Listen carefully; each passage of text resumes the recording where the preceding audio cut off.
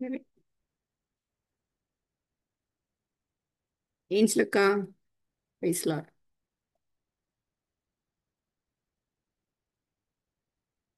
ஜினி பேசலாம். சரி, இன்னைக்கு வந்து பேசலாம் ஜினி. ம். ஆம், எபிரேயர் 2வது அதிகாரம் 10 இருந்து 18. ஸோ ஃபர்ஸ்ட் சாப்டர்ல வந்து நம்ம என்ன பார்த்தோம், யாராவது சொல்லுங்களேன்.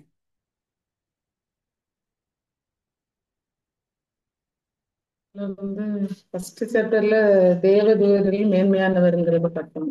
ம். ஆமா. ரெண்டாவதுல வந்து அவர் எப்படி மனுஷ நாட்டு இந்த உலகத்துல வந்தார். ம். மனி ம்.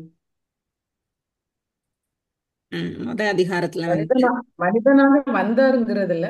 ம். மனிதனாக அவரு தேவதூதரிலும் மனிதராக அவர் வந்து என்ன பண்ணாரு அப்படிங்கிறது தானே.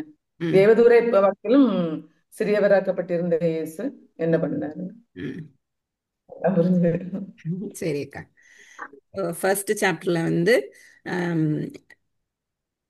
என்ன ஃபர்ஸ்ட் 3 வேர்சஸ்ல நம்ம வந்து என்ன பார்த்தோம் அப்படின்னு சொன்னா, தேவனுடைய திட்டம்.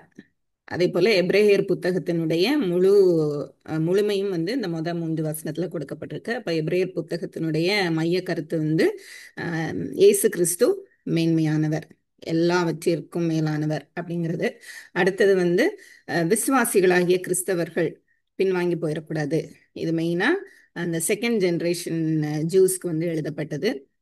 கலிலேயா யூதேயா விட்டு வெளியில இருக்கிற யூதர்களுக்கு எழுதப்பட்டது. அப்ப அவங்க வந்து பல உபதேசங்கள்னாலையும் இல்லை பல உபத்திரவங்களையும் கடந்து போகும்போது அவங்க அசைக்கப்படுறாங்க. அப்ப அசைக்காம விசுவாசத்திலே நிலைத்திருக்கணும். இந்த இயேசு கிறிஸ்து இவ்வளவு மேன்மை உள்ளவர், அதனால உங்களை அசைக்கிற காரியங்கள்லாம் வந்து அற்பமானதுதான், அதனால இவரை பற்றிக்கொள்ளுங்கள், முழுமையா நீங்க பற்றிக்கொள்ளுங்கள் அப்படிங்கிறதுக்கான விளக்கத்தை தான் வந்து எபிரேயர்ல நம்ம பார்க்கிறோம். அப்ப முதல் பாகம் வந்து தேவதூதர்களை பார்க்கிலும் அவர் பெரியவர் அப்படின்னு. ஏன் அப்படி சொல்றாங்க அப்படின்னா, யூதர்கள் வந்து தேவதூதர்களே ரொம்ப மேன்மையானவர்களா வந்து யோசித்தாங்க. தேவனுக்கும் மனிதர்களுக்கும் இடையில ஆம், எல்லா காரியங்களையும் கொண்டு வரவங்க, தேவனிடத்துல இருந்து கொண்டு வரவங்க வந்து தேவதூதர்கள் அப்படின்னு சொல்லி அவங்க யோசிச்சிருந்தாங்க. தேவனுக்கு சமமா அவங்க வந்து தேவதூதர்களை எண்ணினாங்க. அப்ப இயேசு கிறிஸ்து வந்து மனிதனாய் வந்ததுனால தேவதூதர்களிலும் அவர் சிறியவர் அப்படின்னு சொல்லி அவங்க நினைக்க ஆரம்பிக்கிறாங்க. அப்ப அதனால விசேஷம் என்ன, இயேசு கிறிஸ்து வந்து மனிதனாய் வந்தார் அப்படின்னு சொன்னா அதனுடைய நோக்கம் என்ன, எப்படி இவர் விசேஷித்தவர் தேவதூதரை பார்க்கலாம் அப்படின்னு அவங்க யோசிக்கும் போது ஃபர்ஸ்ட் சாப்டர் ஃபுல்லா பழைய ஏற்பாட்டின் வசனங்களை வைத்து அவர் வந்து விளக்கம் கொடுக்கிறாரு. ஏன்னா இவங்க எல்லாம் பழைய ஏற்பாட்டை முழுவதுமா அறிந்திருந்தவங்க. அப்ப அதுல இருக்கிற வசனங்களை கோட்பாடை வைத்து எக்ஸ்பிளைன் பண்ணி சொல்றார் ஆசிரியர். 2வது அதிகாரத்துல வார்னிங் கொடுக்குறாரு. ஃபர்ஸ்ட் ஃபியூ வேர்சஸ்ல வந்து ஒரு வார்னிங் தான் வருது. மொத்தம் எத்தனை வார்னிங் இருக்குதுன்னு பார்த்தோம் நம்ம எபிரேய புத்தகத்துல. 3. 3. 5. சாரி, 5 5. 5. 5 வார்னிங் வந்து இருக்குன்னு பார்த்தோம். அதுல ஃபர்ஸ்ட் எச்சரிக்கை வந்து என்ன அப்படின்னா, நீங்கள் கேட்டவைகளை விட்டு விலகாதபடிக்கு அவைகளை மிகுந்த ஜாக்கிரதையாய் கவனிக்க வேண்டும். அப்ப விலகாதபடிக்கு அப்படிங்கிறதுக்கு அந்த கிரேக்க வார்த்தை வந்து இந்த ஒரு இடத்துல தான் வேதத்துல இருக்குது அப்படின்னு சொல்லி நம்ம பார்த்தோம். அப்போ அந்த வசனத்தை வந்து நம்ம கவனித்து கேட்கணும். தேவன் சொல்லுகிற காரியங்களை கவனித்து நம்ம கேட்கணும், ரொம்ப கவனமா கேட்கணும். ஏன்னா சைட்ல நம்மளை சிதறடிக்கக்கூடிய காரியங்கள் வந்து நிறைய இருக்குது. அதனால நம்ம ரொம்ப கவனமாய் செயல்பட வேண்டும் அப்படிங்கறத வந்து அவர் சொல்றாரு. அது ஏன் வந்து நீங்க செயல்படணும் அப்படின்னா, அதுல 3 காரியங்கள் நம்ம பார்த்தோம். ஏன் அப்படின்னு சொன்னா, தேவனுடைய வார்த்தை வந்து தேவனால் நமக்கு அறிவிக்கப்பட்டிருக்கிறது. அதே போல அது வந்து அப்போஸ்தலர்களால் நம்மளுக்கு வந்து உறுதியாக்கப்பட்டிருக்கிறது. அப்புறம் தேவனால் சாட்சி கொடுக்கப்பட்டிருக்கிறது. ஸோ அப்படிப்பட்ட ஒரு பெரிய ரட்சிப்பை நீங்க வந்து விட்டு விலகறாதீங்க அப்படின்னு சொல்லி எச்சரிக்கை கொடுக்கிறாரு ஆசிரியர். அதுக்கப்புறம் அவர் வந்து சொல்றாரு 5ல இருந்து 9வது வசனத்துல, இவர் மனிதனாய் வந்தார். மறுபடியும் அந்த ப்ரூஃப்க்கு வராரு. இவர் மனிதனாய் வந்தார்னு சொல்லும்போது ஏஞ்சல்ஸை விட இவர் எப்படி பெரியவர், ஏன்னா தேவதூதர்களிலும் சிறியவர் ஆக்கினார்னு சொல்லி பழைய ஏற்பாட்டுல வசனம் இருக்குதே. அப்ப யூதர்களுக்கு அதை வைத்து வந்து அவர் விளக்கத்தை கொடுக்கிறார். எப்படி அப்படின்னு சொன்னா, தேவனுடைய கிருபையினால ஒவ்வொருவருக்காகவும் மரணத்தை ருசி பார்க்கும்படி தேவதூதரிலும் சற்று சிறியவராக்கப்பட்டார். அப்ப அவர் வந்து சிறியவராக்கப்பட்டார் அப்படின்னு சொன்னா அது ஒரு சிறிது காலம்தான், பெர்மனன்ட் கிடையாது. ஒரு சிறிது காலம் தான் அவர் சிறியவராக்கப்பட்டிருக்கிறார். அதுவும் எதற்காக அப்படின்னு சொன்னா, மனிதர்களை மீட்கும்படியாக அவர் வந்து ஒவ்வொருவருக்காகவும் மரணத்தை ருசி பார்த்தார் அப்படின்னு சொல்லி பார்க்கிறோம். அதுக்கப்புறம் எல்லாமே மனிதனுக்கு கீழ்ப்படுத்தப்பட்டு இருந்தது. அவன் இழந்து போனான்.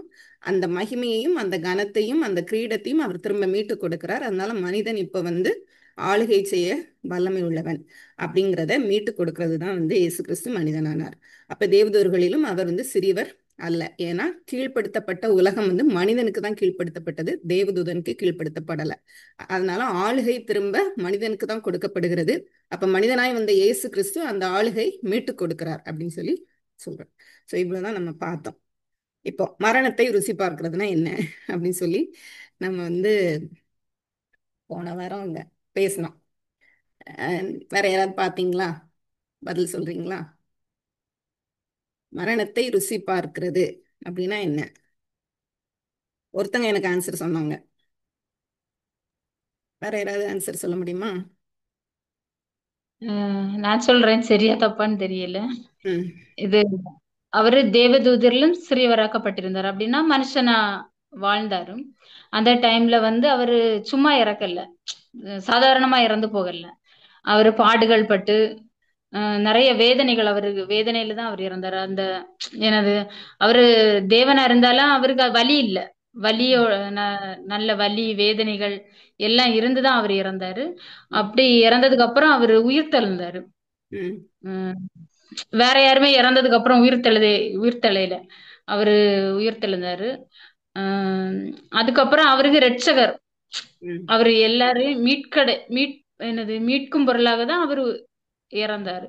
அப்ப வானோர் ஒரு வசனம் கூட உண்டுல்ல, வானோர் பூதலத்தோர் எல்லாருக்கும் முன்பாகவும் நாவுகள் அறிக்கை. என்னது ம் அறிக்கையிடும் அவருடைய நாமத்துல எல்லாருக்கும் என்னது ரட்சிப்பு ம் அப்படிங்கிற ஒரு பெரிய ஒரு இது வந்து அவருக்கு கிடைச்சது.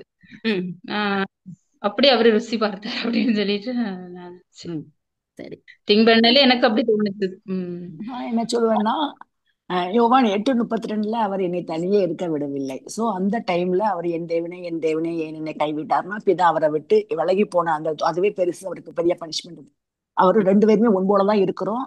நான் அவருக்கு பிரியமானதை செய்கிறபடியால் அவர் என்னை விட்டு விலகுதில்லைன்னு சொன்ன ஆண்டவர் அந்த இடத்துல கிராஸ்ல அவர் விட்டு போனதுனால அது ஒரு பெரிய ஆக்கியம். அப்படி ருசி பார்த்தார் பிதாவை விட்டு. வேற யாராவது சொல்றீங்களா? நான் வந்து எழுதுன என்னன்னா, தேவனுடைய கிருபையினால் ஒவ்வொருவருக்காகவும் மரணத்தை ருசி பார்க்கும்படி தேவதூதரில் சற்று சிறியவராக்கப்பட்டிருந்த இயேசு அப்படிங்கும்போது அவர் மனிதராக முழுமையாக அந்த நேரத்துல இருந்தார்னு நினைக்கிறேன். ஏன்னா என் தேவனை கைவிடும் போது அந்த கைவிட்ட சூழ்நிலையில அவர் வந்து ஒரு முழு மனிதனாகவே மறிக்கக்கூடிய ஒரு நிலைமை. அந்த நேரத்துல அவர் வந்து அவர் பட்ட அடிகள் வேதனைகள் எல்லாமே அவரு முழுமையாக அவர் ஏற்றிருந்தாரு. அந்த நேரத்துல அந்த சிலுவையில தொங்கும் போது அந்த கடற்காலனை கொண்டு கொடுக்குறாங்க, அதே ருசி அந்த ஒரு சம்பவம் நடக்குது. அப்போ அந்த கடற்காலனை வந்து கொடுத்து அதை காடியில துவைத்து கொடுக்கும் போது அதே ருசி பார்த்து வாங்க மனதில்லாத இருந்தாருன்னு இருக்கு.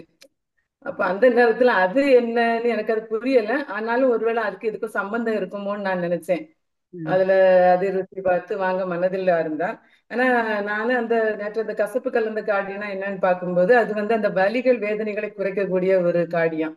அதனால அந்த காடி அவர் வாங்கல. அதனால அவர் வந்து அந்த வலி வேதனைகளோடு அந்த அனுபவத்தை அவர் ருசிச்சு இறந்தாரோ அப்படிங்கிறது எனக்கு தோணுச்சு. வேற தெரியல. வேற யாராவது சொல்றீங்களா? சரி, ஓகே. ஸோ மேபி நீங்க சொன்னதெல்லாம் வந்து கரெக்ட் தான். கடவுள் வந்து மனிதனாய் வந்ததுனால அவர் வந்து மனுஷர் படுகிற வேதனைகளையும் வந்து அவர் பட்டாரு. பக்கத்துல எப்படி கள்ளர்கள் வந்து அவங்களும் வேதனைகள் பட்டாங்க, அதே போல தேவன் பட்டார். ஆனா தேவன் வந்து அவங்கெல்லாம் பாவிகள், தேவன் வந்து பாவம் இல்லாதவர். எல்லாருடைய பாவங்களையும் அவர் வந்து சுமந்தார், அந்த வேதனைகளை பட்டார்.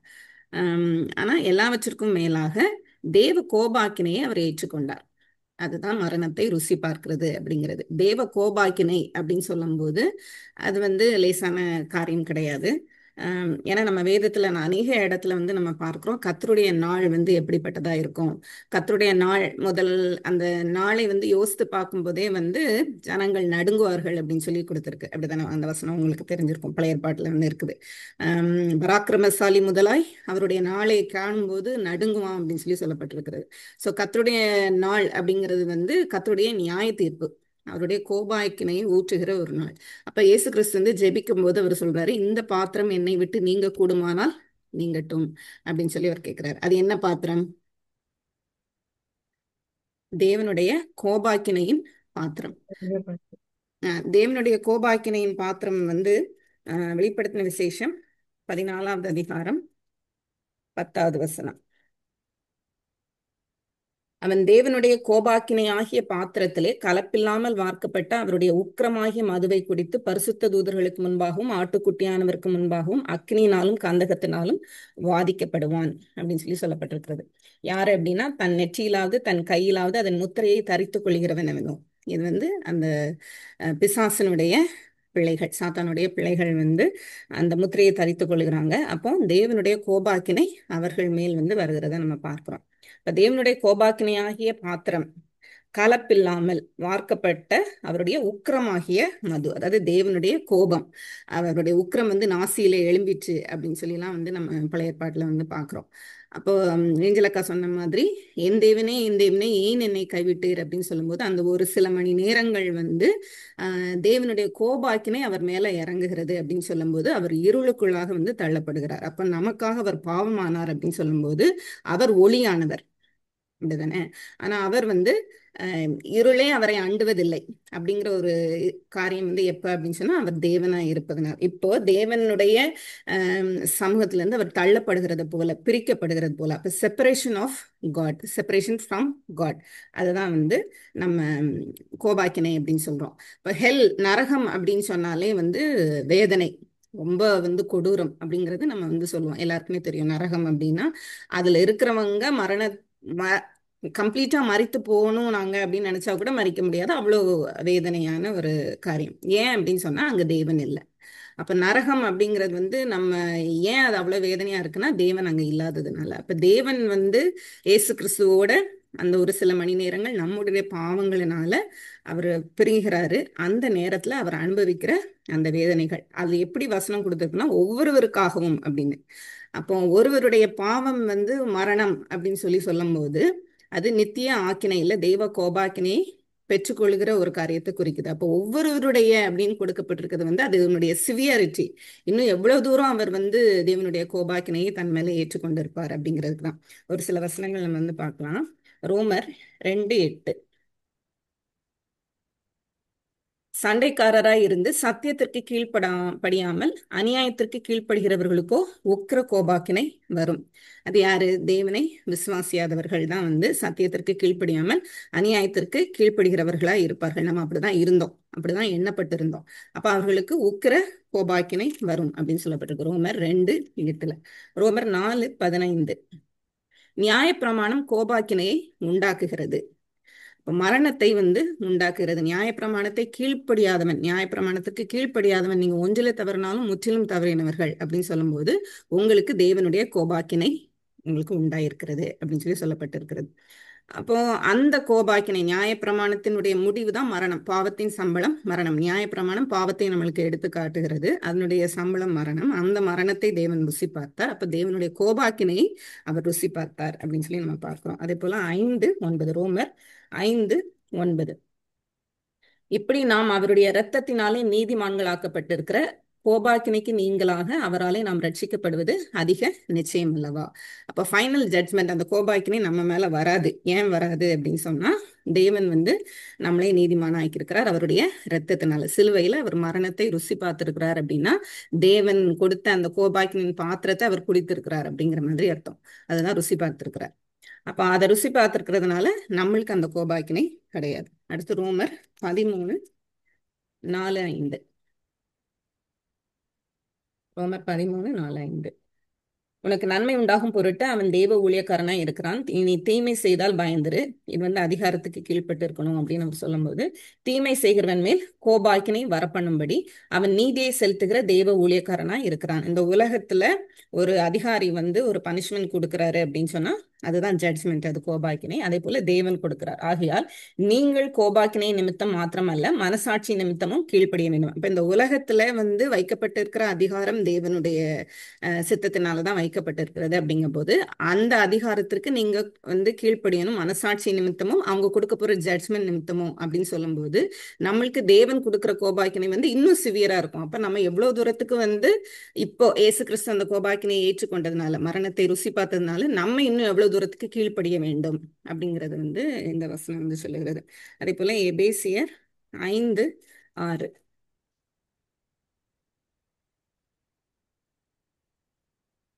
இப்படிப்பட்டவைகளின் நிமித்தமாக கீழ்ப்படியாமையின் பிள்ளைகள் மேல் தேவ கோபாக்கினை வருவதால் ஒருவனும் உங்களை வீண் வார்த்தைகளினாலே மோசம் போக்காதபடிக்கு எச்சரிக்கையா இருங்கள்.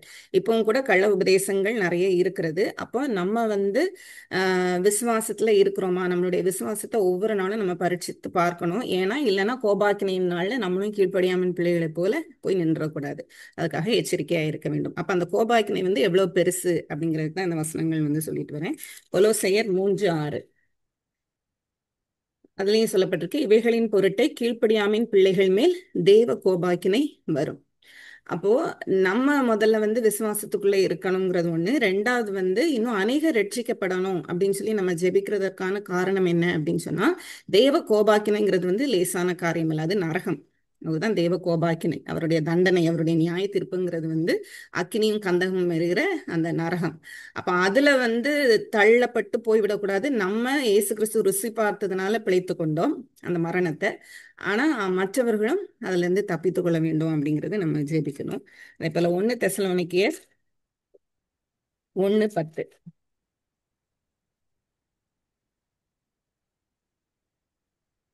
1 தெசலோனிக்கேயர் 1:10. அவர் மரித்தோரிலிருந்து எழுப்பினவரும் இனி வரும் கோபாக்கினை நின்று நம்மை நீங்களாக்கி ரட்சிக்கிறவருமாயிருக்கிற அவருடைய குமாரனாகிய இயேசு பரலோகத்திலிருந்து வருவதை நீங்கள் எதிர்பார்த்து கொண்டிருக்கிறதையும் அறிவிக்கிறார்களே. அப்போ மரித்தோரிலிருந்து எழுப்பினவர், இனி வரும் கோபாக்கினை நின்று நம்மை நீங்களாக்கி ரட்சிக்கிறவர். இப்ப இனி வரும் கோபாக்கினை அப்படிங்கிறப்போ மரணத்தை அவர் ருசி பார்த்தார் அப்படிங்கிறது தேவனுடைய கோபாக்கினையை அவர் ருசி பார்த்திருக்கிறார். அதனால நம்மை அந்த கோபாக்கினையிலிருந்து ரட்சித்துட்டார். அதுக்கப்புறம் எபிரேயர் 10:27.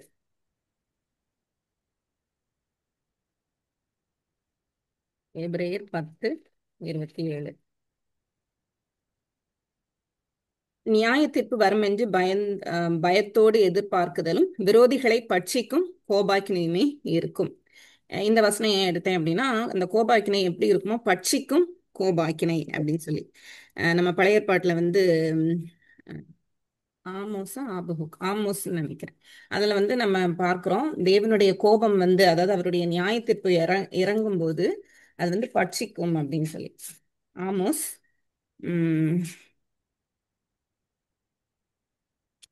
1:4 அநேக இடங்கள்ல இருக்கும். 7 இதெல்லாம் பார்க்கும்போது, நான் தீ கொளுத்துவேன், அவருடைய அரண்மனைகளை அது பட்சிக்கும். காத்சாவின் மதில்களுக்குள் தீ கொளுத்துவேன், அது அதனுடைய அரண்மனைகளை பட்சிக்கும். 12 தேமாவிலே தீ கொளுத்துவேன், அது போஸ்ராவின் அரண்மனைகளை பட்சிக்கும்.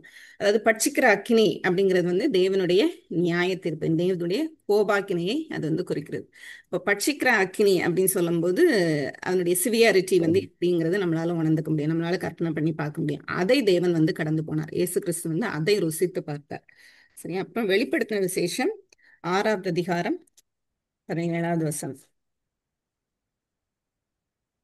அவருடைய கோபாக்கினின் மகா நாள் வந்துவிட்டது, யார் நிலை நிற்கக்கூடும்?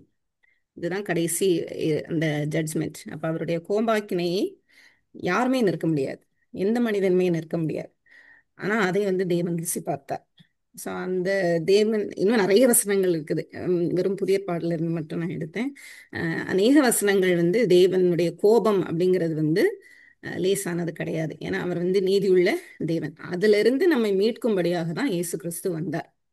அப்ப மனுஷனாய் அவர் வந்தார் அப்படின்னு சொல்லும் போது அவர் பாடுகளை பட்டார். பிசிக்கலா அவர் சஃபர் பண்ணாரு, ஏன்னா அவர் ஹியூமனாவும் இருந்தார். அட் த சேம் டைம் தேவனிடத்திலிருந்து அவர் பிரிக்கப்படுறார் அந்த ஒரு சில மணி நேரங்கள் அப்படின்னு சொல்லும்போது அந்த உக்கிர கோபம், தேவனுடைய உக்கிர கோபம் வந்து அவர் மேல இறங்குகிறது. அதுதான் வந்து அவர் ருசி பார்த்திருக்கிறார் அப்படிங்கிறத நம்ம உணரணும். அப்படின்னு சொன்னா அந்த கர்த்தருடைய கோபாக்கினை எப்படிப்பட்டதுன்னு நம்மளுக்கு தெரியணும். அது கர்த்தர் கோபப்படுவாரு, அவர் கோபப்படுவாரு, அதே மாதிரி ஃபைனல் ஜட்ஜ்மெண்ட் ஒன்று உண்டு அப்படின்னு நம்ம லேசா எடுத்துக்கிட்டோம் அப்படின்னா அவர் ருசி பார்த்தது நம்மளுக்கு தெரியாது. அது எவ்வளவு பெருசுங்கிறது நம்மளுக்கு தெரியாது. அப்படி தெரியாததுனால தேவன் எப்படிப்பட்டவர் அப்படிங்கிறதையும் நம்மளால உணர்ந்து கொள்ள முடியாது. இப்ப தெரிஞ்சாதான் அவர் கொடுத்த விலைக்கிரயம் என்ன, அவர் ஜீவனை கொடுத்தார், ரத்தம் சிந்தினார், இதெல்லாம் நம்ம பாடுறோம், நம்ம வந்து வசனங்கள்லாம் வந்து தெரியுது, நம்ம பேசுறோம்.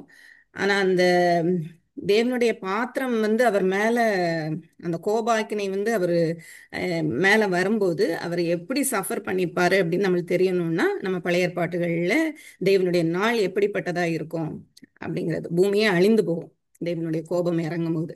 அப்படிங்கிறப்போ அது எவ்வளோ பெருசு, அதை தேவன் வந்து இயேசு கிறிஸ்து வந்து ருசி பார்த்திருக்கிறார். அப்போ அந்த ரட்சிப்பு எப்படிப்பட்டது, அப்போ நம்ம ஒவ்வொரு நாளும் எப்படி இருக்கணும். இவ்வளோ ரொம்ப சர்வசாதாரணமா இருந்துட்டு நம்ம வேலையை பார்த்துட்டு நம்ம பிள்ளைகளை பார்த்துட்டு குடும்பத்தை பார்த்துட்டு குடும்பத்துக்குள்ள ஏகப்பட்ட காரியங்கள், ஈகோ, மன்னிக்க முடியாம அப்படிலாம் நம்ம இருக்க மாட்டோம். அவர் எப்படிப்பட்டவர் அப்படின்னு தெரிஞ்சா. அப்ப இன்னும் நம்ம வந்து அவர் எவ்வளவு சஃபர் பண்ணாரு, நம்மளை ரட்சிக்கிறதுக்கு அவர் வந்து ஜீவனை கொடுத்தா, ரத்தம் சிந்தினார்னா அதெல்லாம் வந்து எப்படி இருந்திருக்கும் அப்படின்னு சொல்லி நம்ம உணர்ந்தோம்னா, நம்ம அனுபவித்தோம், நம்ம ருசி பார்த்தோம் அப்படின்னு சொன்னா, அவர் ருசி பார்த்தது நம்ம ருசி பார்த்தாதான் நம்மளால வந்து அந்த விசுவாசத்துல இன்னும் வளர முடியும், கத்தருக்குள்ள வளர முடியும். யூஸ்ஃபுல்லா இருக்கும்னு நினைக்கிறேன். ஏன்னா நம்மளுக்கு வந்து அநேக வசனங்கள் வந்து நம்மளுக்கு தெரியும். ஆனா இது வந்து எனக்கு ரொம்ப பிடிச்சிருந்தது அந்த போர்ஷன். அதனால அதுல கூட கொஞ்சம் நேரம் நின்றுட்டோம். சரியா? இப்போ ஓகே. ஒரு டவுட் என்னன்னா, இப்போ தேவ கோபாக்கினைங்கிறது வந்து அவருடைய பிள்ளைகளுக்கோ யாருக்குமே கோபாக்கினை கிடையாது, அப்படிதானே?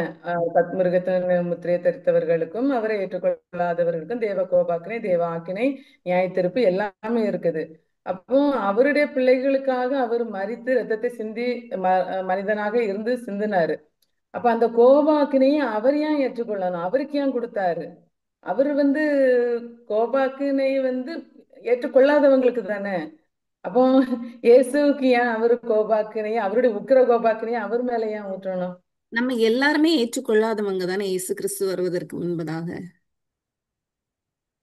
எல்லாம் ஆதாமினுடைய சந்ததி பாவிகள்.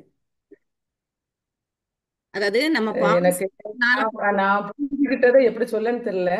ஆனா ஏற்றுக்கொண்டவர்களுக்கு கொள்ளணும் சொல்லி அவர் என்ன செய்யறாரு? மறிக்கிறாரு. ஏற்றுக்கொள்ளணும், ஏற்றுக்கொள்ளாதவர்கள் ஒரு பக்கம் இருந்தாலும் சொல்லுங்க. எனக்கு அது என் மனசுல இருக்க சொல்ல தெரியல. அப்படி இருக்கும்போது இப்போ அவருடைய ரத்தத்தின் நிமித்தம் ஒரு குரூப் ஏற்றுக்கொள்ளுது அப்படின்னு வச்சுக்கோமே. ஒரு குரூப் ஏற்றுக்கொள்ளல, ஒரு எப்படினாலும் ஒரு குரூப் ஏற்றுக்கொள்ளுது, ஒரு குரூப் ஏற்றுக்கொள்ளல. ஏற்றுக்கொண்டவர்களுக்கு அந்த ஒரு மரணம் அவர் அனுபவிக்கிறாருன்னா அதுல அவருக்கு கோபாக்கினி ஏன் கொடுக்கப்படுதுன்னு நான் கேட்கிறேன். அதாவது நீங்க சொல்ற கொஸ்டின் ஓரளவுக்கு எனக்கு புரியுது, அதை வச்சு நான் சொல்றேன். இப்ப வந்து ஏற்றுக்கொள்ளுகிறவங்க யாரு, ஏற்றுக்கொள்ளாதவங்க யாருங்கிறது நம்மளுக்கு தெரியாது. சரியா? எல்லாருமே இப்ப சர்ச்சுக்குள்ள வர எல்லாரும் விசுவாசிகள் நம்ம நினைச்சுக்கிறோம். சரியா? ஆனா கடவுளுக்கு தான் தெரியும் யார் இருதயத்துல அவர் உண்மையா விசுவாசம் இருக்கு. அவர் தான் விசுவாசத்தை துவக்குகிறவர். சோ அவருக்கு தான் தெரியும் யார் யாருக்கு வந்து விசுவாசம் இருக்கு. இப்ப கோபாக்கினை, அதாவது இந்த சிலுவை மரணம் அப்படிங்கிறது வந்து அவர் விசுவாசிகளுக்காக பண்ணல, உலகத்துக்காக பண்ணாரு. உலகத்துக்காக தான் அவர் பண்ணார். அந்த உலகத்துக்காக அவர் சிலுவையில மரித்து அதாவது ஆதாம் வந்து பாவம் செய்தார், அதனால நம்ம உலகமே பாவத்துக்குள்ளாக விழுந்துட்டு. இப்ப நீங்க பாவம் செய்கிறதுனால பாவிகள் கிடையாது, நீங்க பாவிகள் அதனால பாவம் செய்யறீங்க. ரெண்டுக்கும் வித்தியாசம் இருக்கு. நீங்க வந்து பாவம் செய்கிறதுனால பாவிகள் அல்ல, பாவிகள் அதனால நம்ம பாவம் செய்யறோம். சரியா? அப்போ இந்த பாவிகளை மீட்கணும் அப்படின்னு சொல்லிட்டு அவர் வர்றாரு. அப்போ உலகத்துல ஆதாம்ல ஆரம்பிச்சு அதுக்கப்புறம் வந்த எல்லாருமே, அங்கிள் சொன்னாங்கல்ல உங்கள் பிதா யாரு, ஆதாம். ஆதாம்ல ஆரம்பிச்சு அதுக்கப்புறம் எத்தனைதான் நீங்க நியாயப்பிரமாணத்தை ஃபாலோ பண்ணாலும் சரி, என்ன பண்ணாலும் சரி, நீங்க நல்காரியங்கள் பண்ணாலும் சரி, நீங்க பாவிகள். ஏன்னா விழுந்தாச்சு, ஆதாம் விழுந்தாச்சு. ஆதாம் விழுந்ததுனால ம். முழு உலகமும் யாருக்கு அடியில வந்துட்டு சாத்தானுக்கு அடியில வந்துட்டு ஆளுகை யாருக்கு கொடுக்கப்பட்டது? சாத்தானுக்கு கொடுக்கப்பட்டது. சரியா? அதுக்கப்புறம் ம். நீங்க எல்லாம் அந்த சந்ததி ஆதாமுடைய சந்ததி முழுவதும் அவர் தான் முதல் மனுஷன், இவர் பிந்தின ஆதாம் அப்படின்னு சொல்லும்போது ரெண்டே குரூப் தான். அந்த மனுஷர்கள் எல்லாரும் பாவத்துக்குள்ள வந்துட்டாங்க. இப்ப இவங்க எல்லாரையும் மீட்கிறதுக்கு தான் இயேசு கிறிஸ்து வந்தார். யாரெல்லாம் விசுவாசிப்பாங்களோ அவங்கள மீட்பதற்காக அல்ல, மனித குலத்தை மீட்பதற்காக தான் வந்து இயேசு கிறிஸ்து வந்தார். இப்போ அவர் வந்து சிலுவையில் அறையப்பட்டார். யாருக்காக? எல்லாருக்கும் தான் இன்விடேஷன். இப்ப இன்விடேஷன் வந்து ஹோல் வேர்ல்டுக்கும். அக்செப்ட் பண்றவங்க உள்ள போறாங்க, பண்ணாதவங்க எடுத்து வெளியில நிக்கிறாங்க. ஸோ வெளியில நிக்கிறவங்களுக்கு அந்த கோபாக்கினை இன்னும் உண்டு. உள்ள ம். வந்துட்டவங்களுக்கு தேவனுடைய கோபாக்கினை சரி. ஏற்கனவே அவர் ஏற்றுக்கொண்டதுனால மன்னிப்பு உண்டு. சரி. நீங்க கேட்ட கேள்விக்கு பதில் வந்துச்சான்னு தெரியல. ஆமா ஆமா, நானே தான் மீன் பண்ணேன். ம். தானா? அப்போ இப்ப வந்து ஆமா. விசுவாசிகள் யாரெல்லாம் விசுவாசிக்கிறாங்களோ எல்லாருக்குமே வந்து என்னது மன்னிப்பு உண்டு. யோவான்ல 10வது 10வது ஒரு நிமிஷம். யோவான் 16ல 8, 9, 10 வசனங்கள். யோவான் 16, 8, 9, 10. பரிசுத்த ஆவியானவர் வந்து பாவத்தை குறித்தும் நீதியை குறித்தும் நியாய தீர்ப்பை குறித்தும் உலகத்தை கண்டித்து உணர்த்துவார். விசுவாசிகளும் கொடுக்கப்படல. ம். சரியா? பரிசுத்த ஆவியானவர் வந்து பாவத்தை குறித்தும் நீதியை குறித்தும் நியாய தீர்ப்பை குறித்தும் உலகத்தை கண்டித்து உணர்த்துவார். அடுத்த வசனம் சொல்லுது, அவர்கள் என்னை விசுவாசாதபடியினால் பாவத்தை குறித்து. அப்ப விசுவாசியாத குரூப்புக்கு சுவிசேஷம் எப்படியோ போயிட்டு தான் இருக்குது ஏதோ ஒரு வழியில. அதனாலதான் அவர்கள் போக்கு சொல்ல இடமில்லை. இப்ப நம்ம நினைக்கிறோம், இவங்களுக்கெல்லாம் சுவிசேஷம் போய் சேரவே இல்லையே, இவங்களுக்கெல்லாம் போய் சேரவே இல்லையே. கண்டிப்பா கடவுள் வந்து நீதி உள்ளவர். அவர் சுவிசேஷத்தை அறிவிக்காம அவர் வந்து ஒண்ணும் செய்ய செய்ய தண்டனை கொடுக்க போறதில்ல.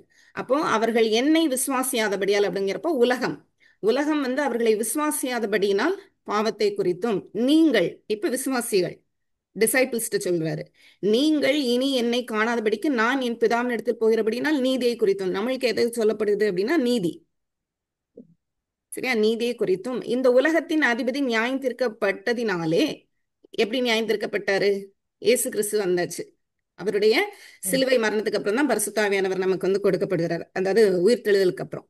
அப்ப அதிபதி நியாயம் தீர்க்கப்பட்டபடினாலே நியாய தீர்ப்பை குறித்தும் கண்டித்து உணர்த்துவார். இது பொதுவா எல்லாருக்குமே நியாய தீர்ப்பை குறித்து கண்டித்து உணர்த்தப்படுவாங்க. சரியாக்கா? Okay okay. சரி. அதனால தேவன் வந்து ஹோல் ஹியூமன் கைண்டையும், அதனாலதான் வந்து எப்பவுமே இயேசு கிறிஸ்து மாம்சமானார் அப்படின்னு சொல்லும்போது ஏதோ ஒரு மனித உருவம் எடுத்து வந்தார் அப்படின்னு அன்னைக்கு அக்கா சொல்லும்போது கூட அப்படி எனக்கு சொல்ல முடியல அப்படின்னு சொன்னதுக்கு ரீசன் என்னன்னா, நம்ம எப்படி கற்பனை பண்ணிடக்கூடாது அப்படின்னு சொன்னா என்ன மாதிரி ஒரு ஹியூமனா அவர் வந்திருக்கிறார். அப்படி இல்லை, முழு மனித குலத்தையும் அவர் அடக்கி வந்திருக்கிறார். ஒருத்தருன்னு நம்ம யோசிக்க முடியாது. முழு ஹியூமன் கைண்டையும் ஆதாம்ல இருந்து கடைசி இன்மை பறக்க போறது இன்மை வரப்போறவங்க எல்லாரையும் அவர் உள்ள கொண்டு வந்து வந்தார். அதனால்தான் அவர் ஒவ்வொருவருக்காகவும் மரணத்தை வந்து ருசி பார்த்தார் அப்படின்னு சொல்லப்பட்டிருக்கு. நம்ம யோசிக்கும் போது அவர் ஒரு ஃபிளெஷ்ல அவர் வந்தாரு, அப்படி அவர் நடந்தார், இந்த உலகத்துல வாழ்ந்தார் போனார் அப்படின்னு நம்ம பாக்குறதுனால, நம்மளுடைய கற்பனை அவ்வளவுதான் இருக்கிறதுனால அவர் மனித உருவம் எடுத்து வந்தார் அப்படின்னு நம்ம சொல்றோம். பட் அதுக்குள்ள என்ன அடங்கி இருக்கு அப்படின்னா, அவர் வந்து எல்லாருக்காகவும் வந்தார், எல்லாரையும் உள்ள அடக்கி இருந்தார். அந்த மாதிரி அந்த மாதிரி ஒரு கண்ணோட்டத்துல வந்து அந்த இன்கார்னேஷன் அப்படின்னு சொல்றோம் இங்கிலீஷ்ல. இன்கார்னேஷன்னா அவர் வந்து he came in the flush அப்படிங்கிறது தான், மாம்சத்தில் வெளிப்பட்டார், வந்தார். அதுதான் இன்கார்னேஷன் ஒரு வார்த்தையில சொல்றாங்க. அந்த ஒரு வார்த்தைக்குள்ள அது அடங்கி இருக்குது. அவர் மொத்த மனித குலத்தையும் கொண்டு வந்தார், அவர் அவருக்குள்ள வைத்திருந்தார் அப்படிங்கிறாங்க. சரியா? சரி, இன்னைக்கு வந்து 10வது வசனத்துல இருந்து 18வது வசனம் வரைக்கும். வேற யாருக்காவது டவுட் இருக்கா? சரி, ஓகே. 10வதுல இருந்து 18. ஏனென்றால் நான் ஒரு தடவை வாசிடலாம்.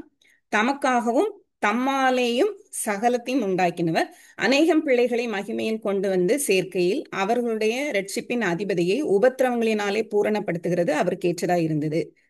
எப்படி எனில் பரிசுத்தம் செய்கிறவரும் பரிசுத்தம் செய்யப்படுகிறவர்களுமாகிய யாவரும் ஒருவராலே உண்டாயிருக்கிறார்கள். இது நிமித்தம் அவர்களை சகோதரர் என்று சொல்ல அவர் வெட்கப்படாமல் உம்முடைய நாமத்தை என் சகோதரருக்கு அறிவித்து சபை நடுவில் உம்மை துதித்து பாடுவேன் என்றும், நான் அவரிடத்தில் நம்பிக்கையாய் இருப்பேன் என்றும், இதோ நானும் தேவன் எனக்கு கொடுத்த பிள்ளைகளும் என்று சொல்லியிருக்கிறார்.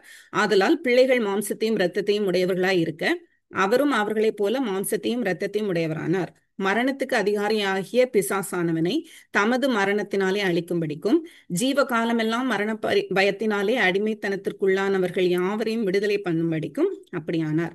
ஆதலால் அவர் தேவதூதருக்கு உதவியாக கைகூடாமல் ஆபிரகாமின் சந்ததிக்கு உதவியாக கை கொடுத்தார். அன்றியும் அவர் ஜனத்தின் பாவங்களை நிவர்த்தி செய்வதற்கு ஏதுவாக தேவ காரியங்களை குறித்து இரக்கமும் உண்மையும் உள்ள பிரதான ஆசாரியராய் இருக்கும்படிக்கு எவ்விதத்திலும் தம்முடைய சகோதரருக்கு ஒப்பாக வேண்டியதாய் இருந்தது. ஆதலால் அவர் தாமே சோதிக்கப்பட்டு பாடுபட்டதினாலே அவர் சோதிக்கப்படுகிறவர்களுக்கு உதவி செய்ய வல்லவராய் இருக்கிறார். சரி, இதுல 10ல இருந்து 18வது வசனங்கள்ல என்ன புரிஞ்சிச்சு? யாராவது சொல்லுங்க பாப்போம்.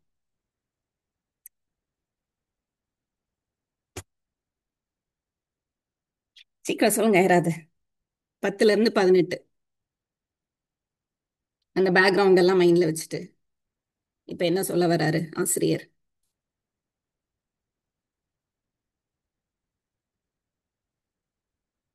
சொல்லுங்க யாராவது.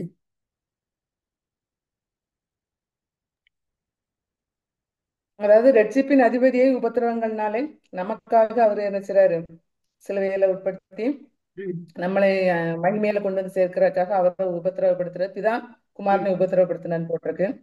அடுத்தது பரிசுத்தம் செய்கிறவர்கள், செய்யப்படுகிறவர் எல்லாரும் நம்ம தேவனால உண்டாக்கப்பட்டிருக்கிறோம். அதனால நான் உண்டாக்கப்பட்டிருக்கிறதுனால நான் அவர்களை நான் சகோதரன் சொல்லி இயேசு சொல்றாரு. நம்மள அவர் சகோதரன் சொல்லி சொல்றாரு. அப்படி அடுத்தால பிதா நான் அவரிடத்துல நம்பிக்கையா இருப்பேன், அதனால நானும் எனக்கு கொடுத்த பிள்ளைகளும், அதாவது நம்மள அவர் பிள்ளைகள்னு சொல்றாரு. சகோதரன் ஒரு இடத்துல சொல்றாரு, அடுத்தால பிள்ளைகள் நம்மள சொல்றாரு. அதனால பிள்ளைகள் எப்படி மாம்சத்தை ரத்தத்தையும் உடையவர்களா இருக்கிறார், அது போல அவரும் நம்மள மாதிரி மாம்சத்தை ரத்தத்தையும் உடையவர்களா. அதனால இது எனக்கு புரிஞ்சுது. எனக்கு 17வது வசனம் எனக்கு புரியல. ஆமா, 17வது வசனமா? 17. பிரதான ஆசாரியர். அதனால இவ்வளவு தூரம் அவர் சோதிக்கப்பட்டதுனால நம்ம சோதிக்கப்படுகிறவர்களுக்கும் அவர் உதவி செய்ய, அவர் சோதனைன்னா அவர் வாழ்ந்த காலத்து வந்ததுல இருந்து எவ்வளவு சோதனைப்பட்டாரோ மரித்தது வரை, அந்த இது அவருக்கு தெரியும். ஒரு மனிதனுடைய வாழ்க்கை முறைகள் அவருக்கு தெரியும். மனுஷனா இருந்ததுனால அந்த சரீரத்துல உள்ள உபத்திரம் எல்லாமே அவருக்கு தெரியும். அதனால எந்த விதத்திலும் சோதிக்கப்படுகிறவர்களுக்கு அவர் உதவி செய்யும். ஆவிக்குண்டான ஒரு சோதனையாக இருந்தாலும் சரி, சரீர பிரகாரமான ஒரு சோதனை, அதனால அது அவருக்கு தெரியும். சோதிக்கப்படுகிறவர்களுக்கு அவர் உதவி செய்ய வல்லவராக இருக்கிறாரு. அப்ப கிளாஸ் முடிச்சிடலாம்னு நினைக்கிறேன். அவ்வளவுதான் இருக்கு. சரியா? சரி, பரிசுத்தம் செய்கிறவரும் பரிசுத்தம் செய்கிறவரும் பரிசுத்தம் செய்யப்படுகிறவர்கள் எல்லாருமே ஒருவராலே உண்டாக்கப்பட்டார்கள். அதையும் இப்போ நம்ம உண்டாக்கப்பட்டலாம், பரிசுத்தம் செய்கிறவர் உண்டாக்கப்பட்டாரா?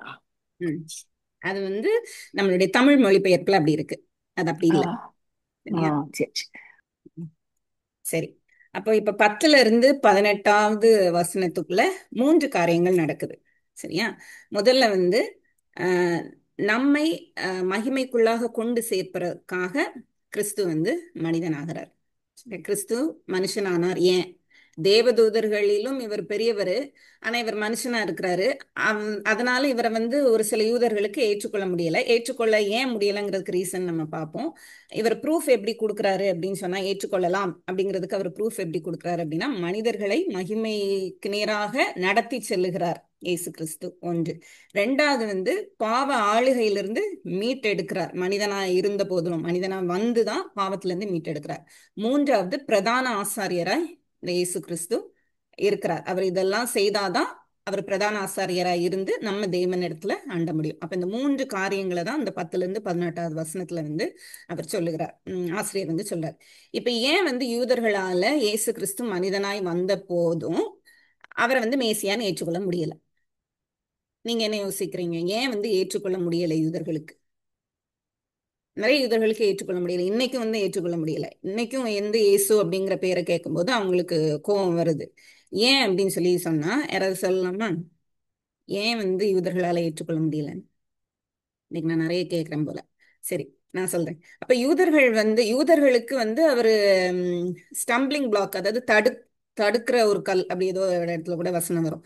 அப்படி அவங்க இடறுகிறதுக்கு எதுவான கல்லாய் இயேசு கிறிஸ்து இருக்கிறாரு. ஏன் அப்படின்னு சொன்னா, இப்போ நம்ம பார்த்தோம் இந்த லெட்டர் யாருக்கு எழுதப்பட்டிருக்கு அப்படின்னு சொன்னா, வெளியில இருக்கிற சிதறப்பட்டு அங்கங்க குடியிருக்கிற யூதர்களுக்கு அப்போஸ்தலர்கள் மாத்திரமல்ல, அப்போஸ்தலர்கள் மூலமாய் கற்றவர்களும் போய் பிரசங்கம் பண்றாங்க, கள்ள போதகர்களும் போய் பிரசங்கம் பண்றாங்க. அப்ப இவங்களுக்கு ஆல்ரெடி தெரிஞ்சது பழைய ஏற்பாடு தான். இப்படிப்பட்டவர்கள் ஏன் இன்னும் குழம்புறாங்க? இன்னும் நம்ம இதுல 3 குரூப் ஆஃப் பீப்புள் பார்த்துட்டு இருக்கோம். இந்த லெட்டர் யாருக்கு எழுதப்பட்டது அப்படின்னா, முதல்ல விசுவாசிகள் யூதர்கள், அப்புறம் ஒரு குரூப் கன்வின்ஸ் ஆனவங்க, இவர் தான் மேசியான்னு அவங்களுக்கு புரியுது, ஆனா ஏற்றுக்கொள்ளல. மூன்றாவது கன்வின்ஸும் ஆகல, ஏற்றுக்கொள்ளவும் இல்லை. இந்த 3 பேருக்கு தான் எழுதுறாரு. அப்போ இப்படி எழுதும்போது அவர் ஏன் இதை எழுதுறாரு அப்படின்னா, யூதர்களுக்கு என்ன பிரச்சனை அப்படின்னு சொன்னா, மேசியான்னு ஒருத்தர் வருவார்ல, அவர் ரோம ராஜ்யத்துல இருந்து இவர்களை மீட்டெடுப்பார் அப்படிங்கிறது தான் அவங்களுடைய புரிதல், ஓல்ட் டெஸ்டமெண்ட்டை படிச்சு. ஆனா இப்போ அவங்க என்ன பாக்குறாங்க அப்படின்னு சொன்னா, இந்த மனிதனா இவர் வந்திருக்கிறாரு ஒண்ணு. ரெண்டாவது, சிலுவை மரணம் ஏற்றிருக்கிறாரு. சிலுவையில அதாவது மரத்துல தூக்க தூக்கி போடப்பட்டவன் சபிக்கப்பட்டவன் அவங்கள பொறுத்த வரைக்கும், பழைய ஏற்பாட்டின் இது காரியத்தின்படி. அப்ப மேசியா எப்படி சபிக்கப்பட்டவரா இருப்பார்? மேசியா தேவன் தான் மேசியாவா இருக்கிறாரு அவங்களுக்கு. அப்போ தேவன் மனிதனாய் வந்தாருங்கிறதே முதல்ல அவங்களுக்கு ஏற்றுக்கொள்ள முடியல. ரெண்டாவது அவர் சிலுவையில அறையப்படுறது, அதுவும் ரோம ராஜ்யத்துல இருந்து மீட்டெடுக்க தான் மேசியா வருவாருங்கிறது இவங்க புரிதல். ஆனா ரோம ராஜ்யத்துல போய் தண்டனையை அனுபவித்து, அதுவும் சிலுவை மரணத்தை அனுபவித்திருக்கிறார் அப்படின்னு சொல்லும்போது, அவர் எப்படி நீங்க மேசியாவை ஏற்றுக்கொள்கிறீங்கன்னு சொல்லிட்டு வெளியில இருக்கிற யூதர்கள், விசுவாசியாத யூதர்கள் இவங்ககிட்ட கேள்வி கேட்கிறாங்க. இவங்க ஆல்ரெடி உபத்திரவத்துக்குள்ளாக கடந்து போய் கொண்டிருக்கிறாங்க விசுவாசிகள். அப்படி அவங்க கடந்து போயிட்டு இருக்கும்போது அவங்களுக்கு குழப்பம் வருமா இல்லையா? இப்ப நம்மளுக்கே நம்ம சர்ச்ல ஜேசன் ஒரு பாஸ்டர் வந்திருந்தாங்க. அவங்க ஒரு வார்த்தை சொன்னாங்க, நம்மளுக்கெல்லாம் மைண்ட்ல என்ன அப்படின்னா, ஒரு பாஸ்டர் ஒரு போதகர் அப்படின்னா அவர் அப்படிதான் இருக்கணும்னு சொல்லி நம்மளோட மைண்ட் செட், அவருடைய கனிகளாலே அறிவீர்கள்ங்கிற ஒரு வசனத்தை நம்ம வைத்துக்கொண்டு நம்ம எல்லாரையும் எப்படி பாக்குறோம்னா, அவங்க பெர்ஃபெக்டா இருக்கணும், பட் அவங்க ஹியூமன் பீயிங்ஸ் தான் அப்படிங்கிறது நம்ம மைண்ட்ல இல்ல. நம்மளுக்கு பாஸ்டர் அப்படின்னா பரிசுத்தமா இருக்கணும், அவர் எந்த குறையும் இல்லாம இருக்கணும். இது நம்மளுடைய புரிதல், நம்மளுடைய நினைப்பு. அதே போல அவங்களுக்கு மேசியாவுக்கு அவங்க ஓல்ட் டெஸ்டமென்ட் ஃபுல்லாவே அவங்க ப்ரூஃபா வச்சிருக்கிறாங்க, மேசியா இப்படிதான் இருக்கணும் அப்படின்னு சொல்லி. ஆனா வந்தவர் வேற மாதிரி இருக்கிறாரு அப்படிங்கிறப்போ அவங்களால ஏற்றுக்கொள்ள முடியல. அவங்களுடைய அந்த மனித மூளையில அவங்களால ஏற்றுக்கொள்ள முடியல, கிரகிக்க முடியல. அப்போ அவங்களோட யூதர்கள் வெளியில போறாங்கன்னு சொல்லும் போது, இன்னைக்கும் நம்ம இஸ்ரேல பாக்குறோம் எப்படி ஒரு வைராக்கியமா இருக்கிறாங்க அப்படின்னு சொல்லி. யூதர்கள் அந்த காலத்துல இருந்து ரொம்ப வைராக்கியமானவர்கள். ஏன்னா அந்த முழு உலகத்திலையும் அவங்க தான் தேவனால், அதுவும் உண்மையான தேவனால் தெரிந்து கொள்ளப்பட்ட ஒரு ஜனம் அப்படிங்கிற ஒரு பெருமை அவர்களுக்கு உண்டு. ஒரு வாக்குத்தத்தம் எங்களுக்கு தான் முதல்ல, அதை பவுல் கூட ஒரு இடத்துல சொல்வாரு, அவங்க ரோமர்ல சொல்வாரு, அவங்க மேன்மை உள்ளவர்கள். ஆமா, மேன்மை உள்ளவர்கள். எதுல மேன்மை உள்ளவர்கள்? அவங்களுக்கு தான் உடன்படிக்கை கிடைத்தது, அவங்களுக்கு தான் வாக்குத்தத்தம் கிடைத்தது, அவங்களுக்கு தான் ஆசாரிய முறைமை கிடைத்தது, அவங்களுக்கு தான் நியாயப்பிரமாணம் கிடைத்தது, அப்படி எல்லாமே அவங்களுக்கு தான் கிடைத்தது. அதனால அவங்கள பொறுத்த வரைக்கும் நாங்க தேவனுடையவர்கள். இப்போ இயேசுன்னு ஒருவர் அவர் சிலுவையில அறையப்பட்டு அவர் கொல்லப்பட்டிருக்கிறாரு. அப்படிங்கிறப்போ அவர் எப்படி நீங்க மேசியான்னு ஏற்றுக்கொள்வீங்கிற ஒரு கேள்வி வைக்கும் போதுதான் இவங்க குழம்புறாங்க. அதற்குதான் ஆசிரியர் சொல்றாரு, அவர் வந்தாரு, மனிதனாய் வந்தார். அப்ப மனிதனாய் வந்தாருன்னா அவர் எதற்காக வந்தார்? இது எதற்காக வந்தாருங்கிற ரீசன் மாத்திரம் இல்ல, தேவனுடைய திட்டம் என்ன, எப்படிப்பட்டதா இருந்தது, அதுதான் அந்த 10வது வசனத்துல அவர் சொல்றார். ஏனென்றால் அப்படின்னு சொல்லும்போது, ஏன் மனிதனாய் வந்தார், ஏன் கீழ்ப்படுத்தப்பட்டார் அப்படிங்கிறதெல்லாம் நம்ம பார்த்துட்டு கடைசி 9வது வசனத்துல பாக்குறோம், மகிமையினாலும் கனத்தினாலும் முடிசூட்டப்பட்டதை காண்கிறோம் அப்படின்னு. இப்ப அவர் முடிசூட்டப்பட்டிருக்கிறார் அப்படின்னு சொல்லி சொன்னதுக்கு அப்புறம் எப்படி அவர் அந்த பாதையில கடந்து போனார், இன்னொரு டீடைல்டு ப்ரூஃப் அவர் சொல்றார். ஏனென்றால் தமக்காகவும் தம்மாலேயும் சகலத்தையும் உண்டாக்கினவர், இது பிதாவாகிய தேவனை குறிக்கிறது. இப்ப சகலத்தையும் உண்டாக்கினவர் அப்படின்னு சொல்லி தமிழ்ல கொடுக்கப்பட்டிருக்கு. ஆனா தமக்காகவும் தம்மாலையும் சகலத்தையும் அப்படின்னு சொல்லும் போது சகலத்தையும் ஒன்றாக்கினவர், இல்ல இயங்க வைக்கிறவர் அப்படின்னு சொல்லி ஒரிஜினல் டிரான்ஸ்லேஷன்ல இருக்குது. நம்மளுக்கு அதை உண்டாக்கினவர்னு நம்ம சிருஷ்டிக்கப்பட்ட அந்த மாதிரி நம்ம போயிடுறோம். ஆக்சுவலா அது அப்படி கிடையாது. எல்லாத்தையும் இயங்க வைக்கிறவர், இல்லைன்னா இங்கிலீஷ்ல நம்ம சொல்றோம்னா சஸ்டெயின் பண்றாரு, அவர் தான் எல்லாத்தையும், அவருக்காக தான் எல்லாம் இருக்குது அப்படிங்கிறது. சரியா? அப்போ ஏனென்றால் தமக்காகவும் தம்மாலையும் சகலத்தையும் இயக்க வைக்கிறவர் அப்படின்னு நம்ம வச்சுக்கோம், உண்டாக்கினவர். அநேகம் பிள்ளைகளை மகிமையில் கொண்டு சேர்க்கையில் அவர்களுடைய ரட்சிப்பின் அதிபதியை உபத்திரப்படுத்துவதினாலே உபத்திரவங்களினாலே பூரணப்படுத்துகிறது அவருக்கு ஏற்றதா இருக்கிறது. அப்ப அவருக்கு ஏற்றதா இருந்தது அப்படின்னு சொல்லும்போது அது தேவனுக்கு ஏற்றதா இருந்தது. தேவனுக்கு என்னது ஏற்றதா இருந்தது அப்படின்னு சொல்லும்போது, தேவன் ஒரு திட்டம் வைத்திருக்கிறார். அந்த திட்டத்திற்கு ஏற்றதா இருந்தது. என்னது அப்படின்னு சொன்னா, ரட்சிப்பின் அதிபதியை உபத்திரவங்களினாலே பூரணப்படுத்துகிறது. இதுல வந்து எப்படி சொல்றாங்க அப்படின்னா, ஆல்ரெடி இயேசு கிறிஸ்து பூரணமானவர் தான், அப்புறம் என்னத்தை பூரணப்படுத்துறது அப்படிங்கிற ஒரு கேள்வி. இன்னொரு சிலர் வந்து என்ன இதை எப்படி சொல்றாங்க அப்படின்னா, இது இயேசு கிறிஸ்துவை பூரணப்படுத்தல, நம்மை பூரணப்படுத்துகிறது, எப்படி மகிமையில நம்ம கொண்டு போய் சேர்க்கிறது அப்படின்னு. நம்ம ரெண்டு விதத்துலயுமே எடுத்துக்கலாம். இயேசு கிறிஸ்துவை எப்படி பூரணப்படுத்துறாங்க அப்படின்னு சொல்லி நம்ம பார்க்கும்போது, இயேசு கிறிஸ்து வந்து பூரணம் அற்றவர், இங்கதான் பூரணம் ஆயிட்டார் அப்படிங்கிற அர்த்தம் கிடையாது. பூரணம் அப்படின்னு சொல்லும்போது அதனுடைய கிரேக்க அந்த வார்த்தையும் அதனுடைய மீனிங்கும் என்ன அப்படின்னு பார்த்தா, கம்ப்ளீட் இல்ல கம்ப்ளீஷன். இங்கிலீஷ்ல வந்து பெர்ஃபெக்ஷன் அப்படின்னு சொல்லி கொடுத்துருக்கு. பெர்ஃபெக்ஷனுடைய அந்த கிரேக்க வார்த்தைக்கு இன்னொரு அர்த்தம் வந்து கம்ப்ளீஷன். அப்போ முழுமைப்படுகிறது அப்படின்னு சொல்லும்போது, இப்படி எல்லா நீதியையும் செய்வது நமக்கு ஏற்றதா இருக்கிறது அப்படின்னு சொல்றாரு இயேசு கிறிஸ்து யோவான் ஸ்நானன்ட்ட. அப்போ நீதியை, தேவனுடைய நீதியை செய்வதற்கு தான் இயேசு கிறிஸ்து வந்திருக்கிறாரு. அவர் செய்யற ஒவ்வொரு காரியமும் வந்து கடைசியில எங்க முடியுது, கம்ப்ளீட் ஆகிறது எங்க, தேவனுடைய திட்டம் முடிவடைகிறது எங்க அப்படின்னு சொல்லி பார்க்கும்போது, இந்த உபத்திரவங்களுக்குள்ளே செஞ்சு அந்த கோபாக்கினையை அவர் ஏற்றுக்கொள்வது, அந்த ருசி பார்ப்பது, அதுதான் வந்து தேவனுடைய திட்டமா இருக்கிறது. அப்ப பூரணப்படுத்துகிறதுங்கிறப்போ இயேசுவினுடைய செயல்பாடுகளை பூரணப்படுது, இல்லது இயேசு செய்கிற அந்த நீதியின் காரியங்கள், ஞானஸ்நானத்துல இருந்து, சோதிக்கப்படுகிறதுல இருந்து, ஒவ்வொரு நாளும் அவர் இயங்குகிறதுல இருந்து. ஏன்னா அவர் மனுஷ ரூபமாய் வந்தாரு அப்படின்னு சொல்லி சொல்லும்போது, மனுஷனாய் வந்தாரு அப்படின்னு சொல்லி சொல்லும்போது, அவரு நம்மை போல, அந்த கடைசி வசனம் சொல்லப்பட்டது போல ஒவ்வொரு நாளும் அவருக்கு சோதனை தான். ஏன்னா நம்மளே இப்ப நம்மளுடைய லைஃப்ல வந்து நிறைய எக்ஸாம்பிள்ஸ் இருக்கு. நம்ம சர்ச்சுக்கு போயிட்டு இல்ல கடவுள் கூட சமூகத்துல இருந்து நம்ம ரொம்ப இதா இருக்கணும், அப்படி இருக்கணும் அப்படின்னு சொல்லிட்டு நினைப்போம். சில ரெசல்யூஷன்ஸ் எல்லாம் எடுப்போம். 2 மணி நேரம் ஆகாது, இல்ல 1 மணி நேரம் ஆகாது, எல்லாமே தலைகீழ மாறி போயிடும். இவ்வளவுதான் மனிதனுடைய நிலைமை.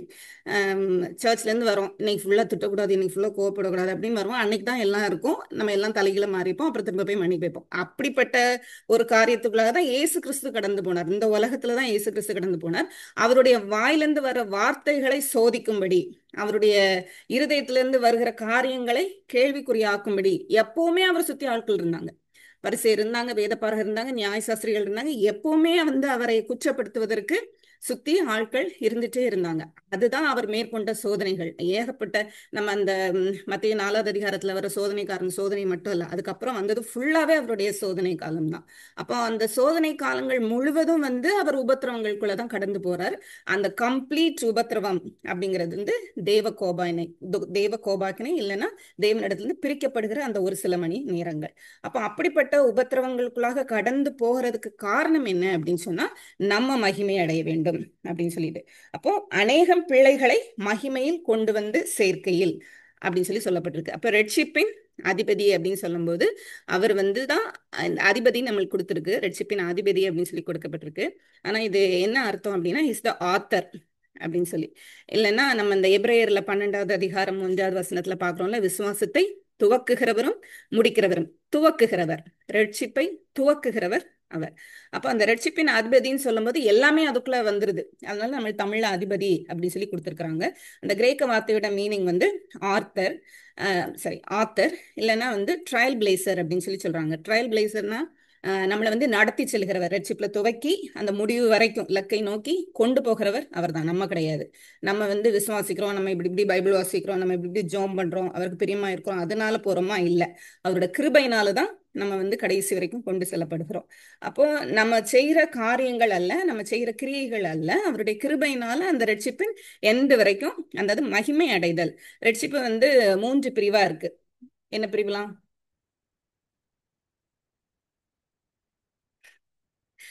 ரட்சிப்பு வந்து 3 பிரிவா இருக்கு. என்னதுலாம்? முதல்ல நீதிமானாக்கப்பட்டிருக்கிறோம், ஜஸ்டிபிகேஷன்.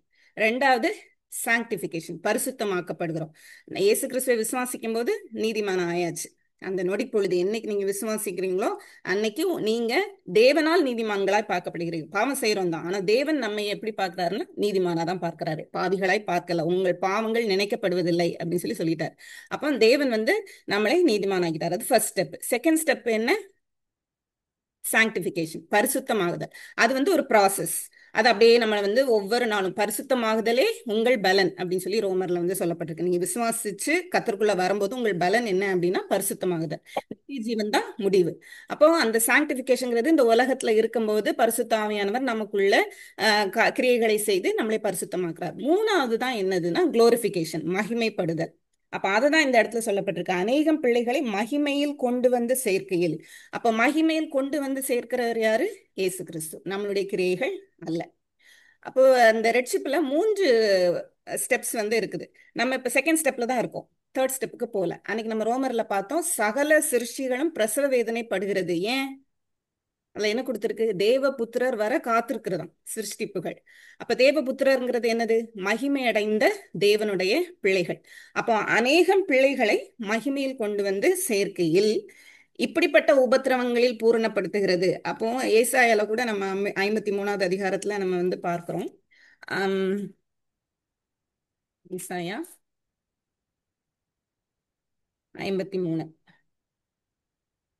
12வது வசனம். அவர் தம்முடைய ஆத்துமாவை மரணத்தில் ஊற்றி அக்கிரமக்காரரில் ஒருவராக எண்ணப்பட்டு அநேகருடைய பாவத்தை தாமே சுமந்து அக்கிரமக்காரருக்காக வேண்டிக் கொண்டது நிமித்தம் அநேகரை அவருக்கு பங்காக கொடுப்பேன் அப்படின்னு சொல்லி. அதே போல 11வது வசனம்.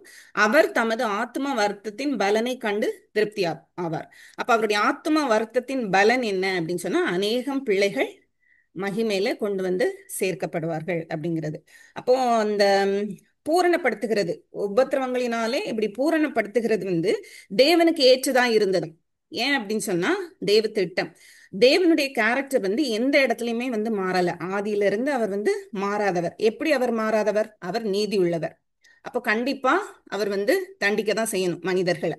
அந்த தண்டனையில இருந்து மீட்கிறதுக்கு இயேசு கிறிஸ்து வந்தாச்சு. அப்போ அவருடைய கேரக்டர் வந்து அதுல தெரியுது. என்னது? அன்பு வந்து தெரியுது, தேவனுடைய பிள்ளைகளை மீட்க வேண்டும். அப்போ முதலாவது வந்து தேவனுடைய கோபம் இல்ல நீதி அப்படின்னு பார்க்கலாம். ரெண்டாவது வந்து தேவனுடைய அன்பு வந்து இருக்குது. அப்புறம் தேவனுடைய வல்லமை, இவ்வளவு காரியத்தையும் திட்டம் பண்ணி எவ்வளவு அற்புதமாய் அவர் நடத்தி கொண்டு வருகிறார் அப்படின்னு சொல்லும்போது தேவனுடைய வல்லமை வெளிப்படுகிறது ஒவ்வொருவருக்கும். அதே போல அடுத்து தேவனுடைய கிருபை வெளிப்படுகிறது. ஏன்னா நம்ம எல்லாரும் கிருபை அப்படிங்கிறது என்ன, இரக்கம்ங்கிறது என்ன, ரெண்டுமே டிஃப்ரெண்ட். கிருபை அப்படிங்கிறது வந்து நம்மளுக்கு இது கிடைக்க தகுதியே அல்ல. நம்மளுக்கு நம்ம டிசர்வ் பண்ணது வந்து பனிஷ்மெண்ட். ஆனா தேவன் வந்து அந்த பனிஷ்மெண்ட்ல இருந்து நம்மளுக்கு விடுதலை கொடுத்திருக்கிறார். அப்ப தேவனுடைய இரக்கம், தேவனுடைய கிருபை, தேவனுடைய நீதி, தேவனுடைய அன்பு, இது எல்லாமே வந்து எதுல வருது அப்படின்னா இயேசு கிறிஸ்து உபத்திரவப்படுகிறதுனாலே பூரணமாக்கப்படுகிறது. எது? ரட்சிப்பு. ஏன்னா மகிமை அப்படிங்கிற பூரணமடைதல் நம்மளுக்கு வந்து இருக்கிறது. அப்ப அது தேவனுக்கு ஏற்றதா இருந்தது. அப்ப நீங்க யூதர்களுக்கு சொல்றாரு, நீங்க பிதாவாகிய தேவனை வந்து தேவன் ஏற்றுக்கொள்கிறீங்க, ஆனா இயேசு கிறிஸ்து மனிதனானார், ஏஞ்சல்ஸ் விட அவங்க வந்து கீழே. ஏன் கீழே அப்படின்னு சொன்னா ஏஞ்சல்ஸ் மறிக்கவே இல்லையே, இயேசு கிறிஸ்து மறிச்சிட்டாரு, மனிதனாய் வந்து மறித்துட்டார். அப்ப தேவன்னா மறித்திருக்க கூடாது அப்படின்னு சொல்லும்போது மரணம் முக்கியம். ஏன் மரணம் முக்கியம்னா அது தேவனுடைய திட்டம். ஏன் அது தேவனுடைய திட்டமா இருந்தது அப்படின்னு சொன்னா எல்லாரும் மகிமை அடைய வேண்டும் அப்படிங்கிறது தேவனுடைய திட்டமா இருந்தது அப்படின்னு சொல்லி இந்த இடத்துல ஆசிரியர் வந்து சொல்றாரு. எப்படி எனில், திரும்ப அடுத்தது வந்து இன்னும் அதை வந்து எலாபரேட்டா சொல்றார். பரிசுத்தம் செய்கிறவரும் பரிசுத்தம் செய்யப்படுகிறவருமாகி யாவரும் ஒருவராலே உண்டாயிருக்கிறார்கள், இது நிமித்தம் அவர்களை சகோதரர் என்று சொல்ல வெட்கப்படாமல் அப்படின்னு சொல்லி. இப்ப சகோதரர் அப்படிங்கிற ஒரு வார்த்தை, பிள்ளைகள் அப்படிங்கிற வார்த்தை இந்த இடத்துல வந்து வருது. இந்த ரெண்டும் வந்து எப்படின்னா இயேசு கிறிஸ்துவனுடைய சிலுவைக்கு முன்பதாக, சிலுவை பாடுகளுக்கு முன்பதாக அவர் எங்கேயுமே சீஷர்களை சகோதரர் அப்படின்னு கூப்பிடல. அவர் வந்து சொல்றாரு, என்னுடைய வசனத்தை ஏற்றுக்கொண்டு அதன்படி நடக்கிறவன் தான் எனக்கு தாயும் சகோதரருமாய் இருக்கிறார்கள் அப்படின்னு சொல்றாரு. தவிர எந்த இடத்துலயுமே அவர் சீஷர்களை வந்து சகோதரர் அப்படின்னு சொல்லல. ஏன் அவர் வந்து இந்த இடத்துல சொல்றாரு அப்படின்னு சொன்னா, பரிசுத்தம் செய்கிறவரும் பரிசுத்தம் செய்யப்படுகிறவர்களும் ஆகிய யாவரும். அப்ப பரிசுத்தம் செய்யப்படுகிறவர்கள் நம்ம, பரிசுத்தம் செய்கிறவர் இயேசு கிறிஸ்து. எப்ப நம்ம பரிசுத்தம் செய்யப்படுகிறோம்? இந்த ரெட்சிப்புல ரெண்டாவது ஸ்டெப்னு சொன்னேன்ல, நீதிமான் ஆக்கப்பட்டதுக்கு அப்புறம் தான் பரிசுத்த ஆவியானவர் நமக்குள்ள வந்து பரிசுத்தம் செய்யப்படுகிறோம், அதுக்கு முன்னாடி இல்ல. அப்ப இயேசு கிறிஸ்தை விசுவாசித்து அந்த பரிசுத்த ஆவியானவர் நமக்குள்ளாக வந்து நம்ம பரிசுத்தம் செய்யப்படுகிறோம். இப்போ நம்மளை சகோதரர் அப்படின்னு சொல்லி தேவன் வந்து சொல்றார். இது நிமித்தம் அவர்களை சகோதரர் என்று சொல்ல அவர் வெட்கப்படாமல் உம்முடைய நாமத்தை என் சகோதரருக்கு அறிவித்து, அதாவது 17 நம்மளுக்கு தமிழ்ல வந்து அது கொடுக்கப்படல.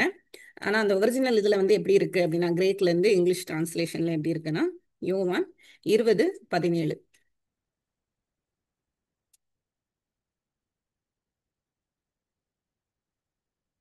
இயேசு வந்து மகதலேனா மரியாள் அவங்ககிட்ட சொல்றாங்க, பிதாவின் இடத்திற்கும் என் தேவனிடத்திற்கும் உங்கள் தேவனிடத்திற்கும் ஏறி போகிறேன் என்று அவர்களுக்கு சொல் அப்படின்னு சொல்லி இங்க கொடுத்துக்கப்பட்டிருக்கு. ஆனா அந்த ஒரிஜினல்ல எப்படி இருக்குன்னா சகோதரர்களுக்கு சொல்லு அப்படின்னு சொல்லி சொல்லப்பட்டிருக்கிறது. ஆனா அதுக்கப்புறமும் வந்து அவங்க போகும்போது சீஷர்களுக்கு அறிவித்தார்கள் அப்படின்னு சொல்லி அடுத்த வசனத்துல சொல்லப்பட்டிருக்கு. அப்போ இங்க சகோதரர் அப்படின்னு சொல்லி சொல்லும்போது அந்த இயேசு கிறிஸ்து சிலுவையில் அறையப்பட்டு உயிரோட எழும்புகிறார். இன்ம பரிசுத்தாவி வந்து அவரை விசுவாசிக்கிறவர்களுக்கு கொடுக்கப்படுகிறது. இப்பதான் அவர் வந்து என்ன சொல்றாரு அப்படின்னு சொன்னா சகோதரர்களுக்கு சொல்லு அப்படின்னு சொல்லி சொல்றார். அப்போ சகோதரர் என்று சொல்ல அவர் வெட்கப்படாமல் அப்படின்னு சொல்லப்பட்டிருக்கு. ஏன் வெட்கப்படணும்? ஏன்னா அவர் வந்து மனிதனாய் வந்திருக்கிறார், இப்ப தேவன் ஆயிட்டாரு. இப்ப தேவன் ஆனதுக்கு அப்புறம் அவர் வந்து சொல்றாரு அவர்கள் வந்து என்னுடைய சகோதரர். அப்ப இயேசு கிறிஸ்து வந்து ஜெபிக்கும் போதும் கூட அவர்கள் என்னுடையவர்கள் உம்முடையவர்கள் அந்த மாதிரி பேசுவார். யோவான் 17வது அதிகாரத்துல நீர் எனக்கு தந்தவர்கள் அப்படின்னு சொல்லி சொல்வார். இவங்களதான் வந்து அவர் சகோதரர் பிள்ளைகள் சொல்றாரு. அப்ப விசுவாசிகளை தான் தேவன் வந்து சகோதரர் பிள்ளைகள் அப்படின்னு நினைக்கிறார். உலகம் எல்லாருக்கும் தான் இன்விடேஷன், பட் யார் விசுவாசிக்கிறாங்களோ அவங்க தான் வந்து சகோதரர் பிள்ளைகள்.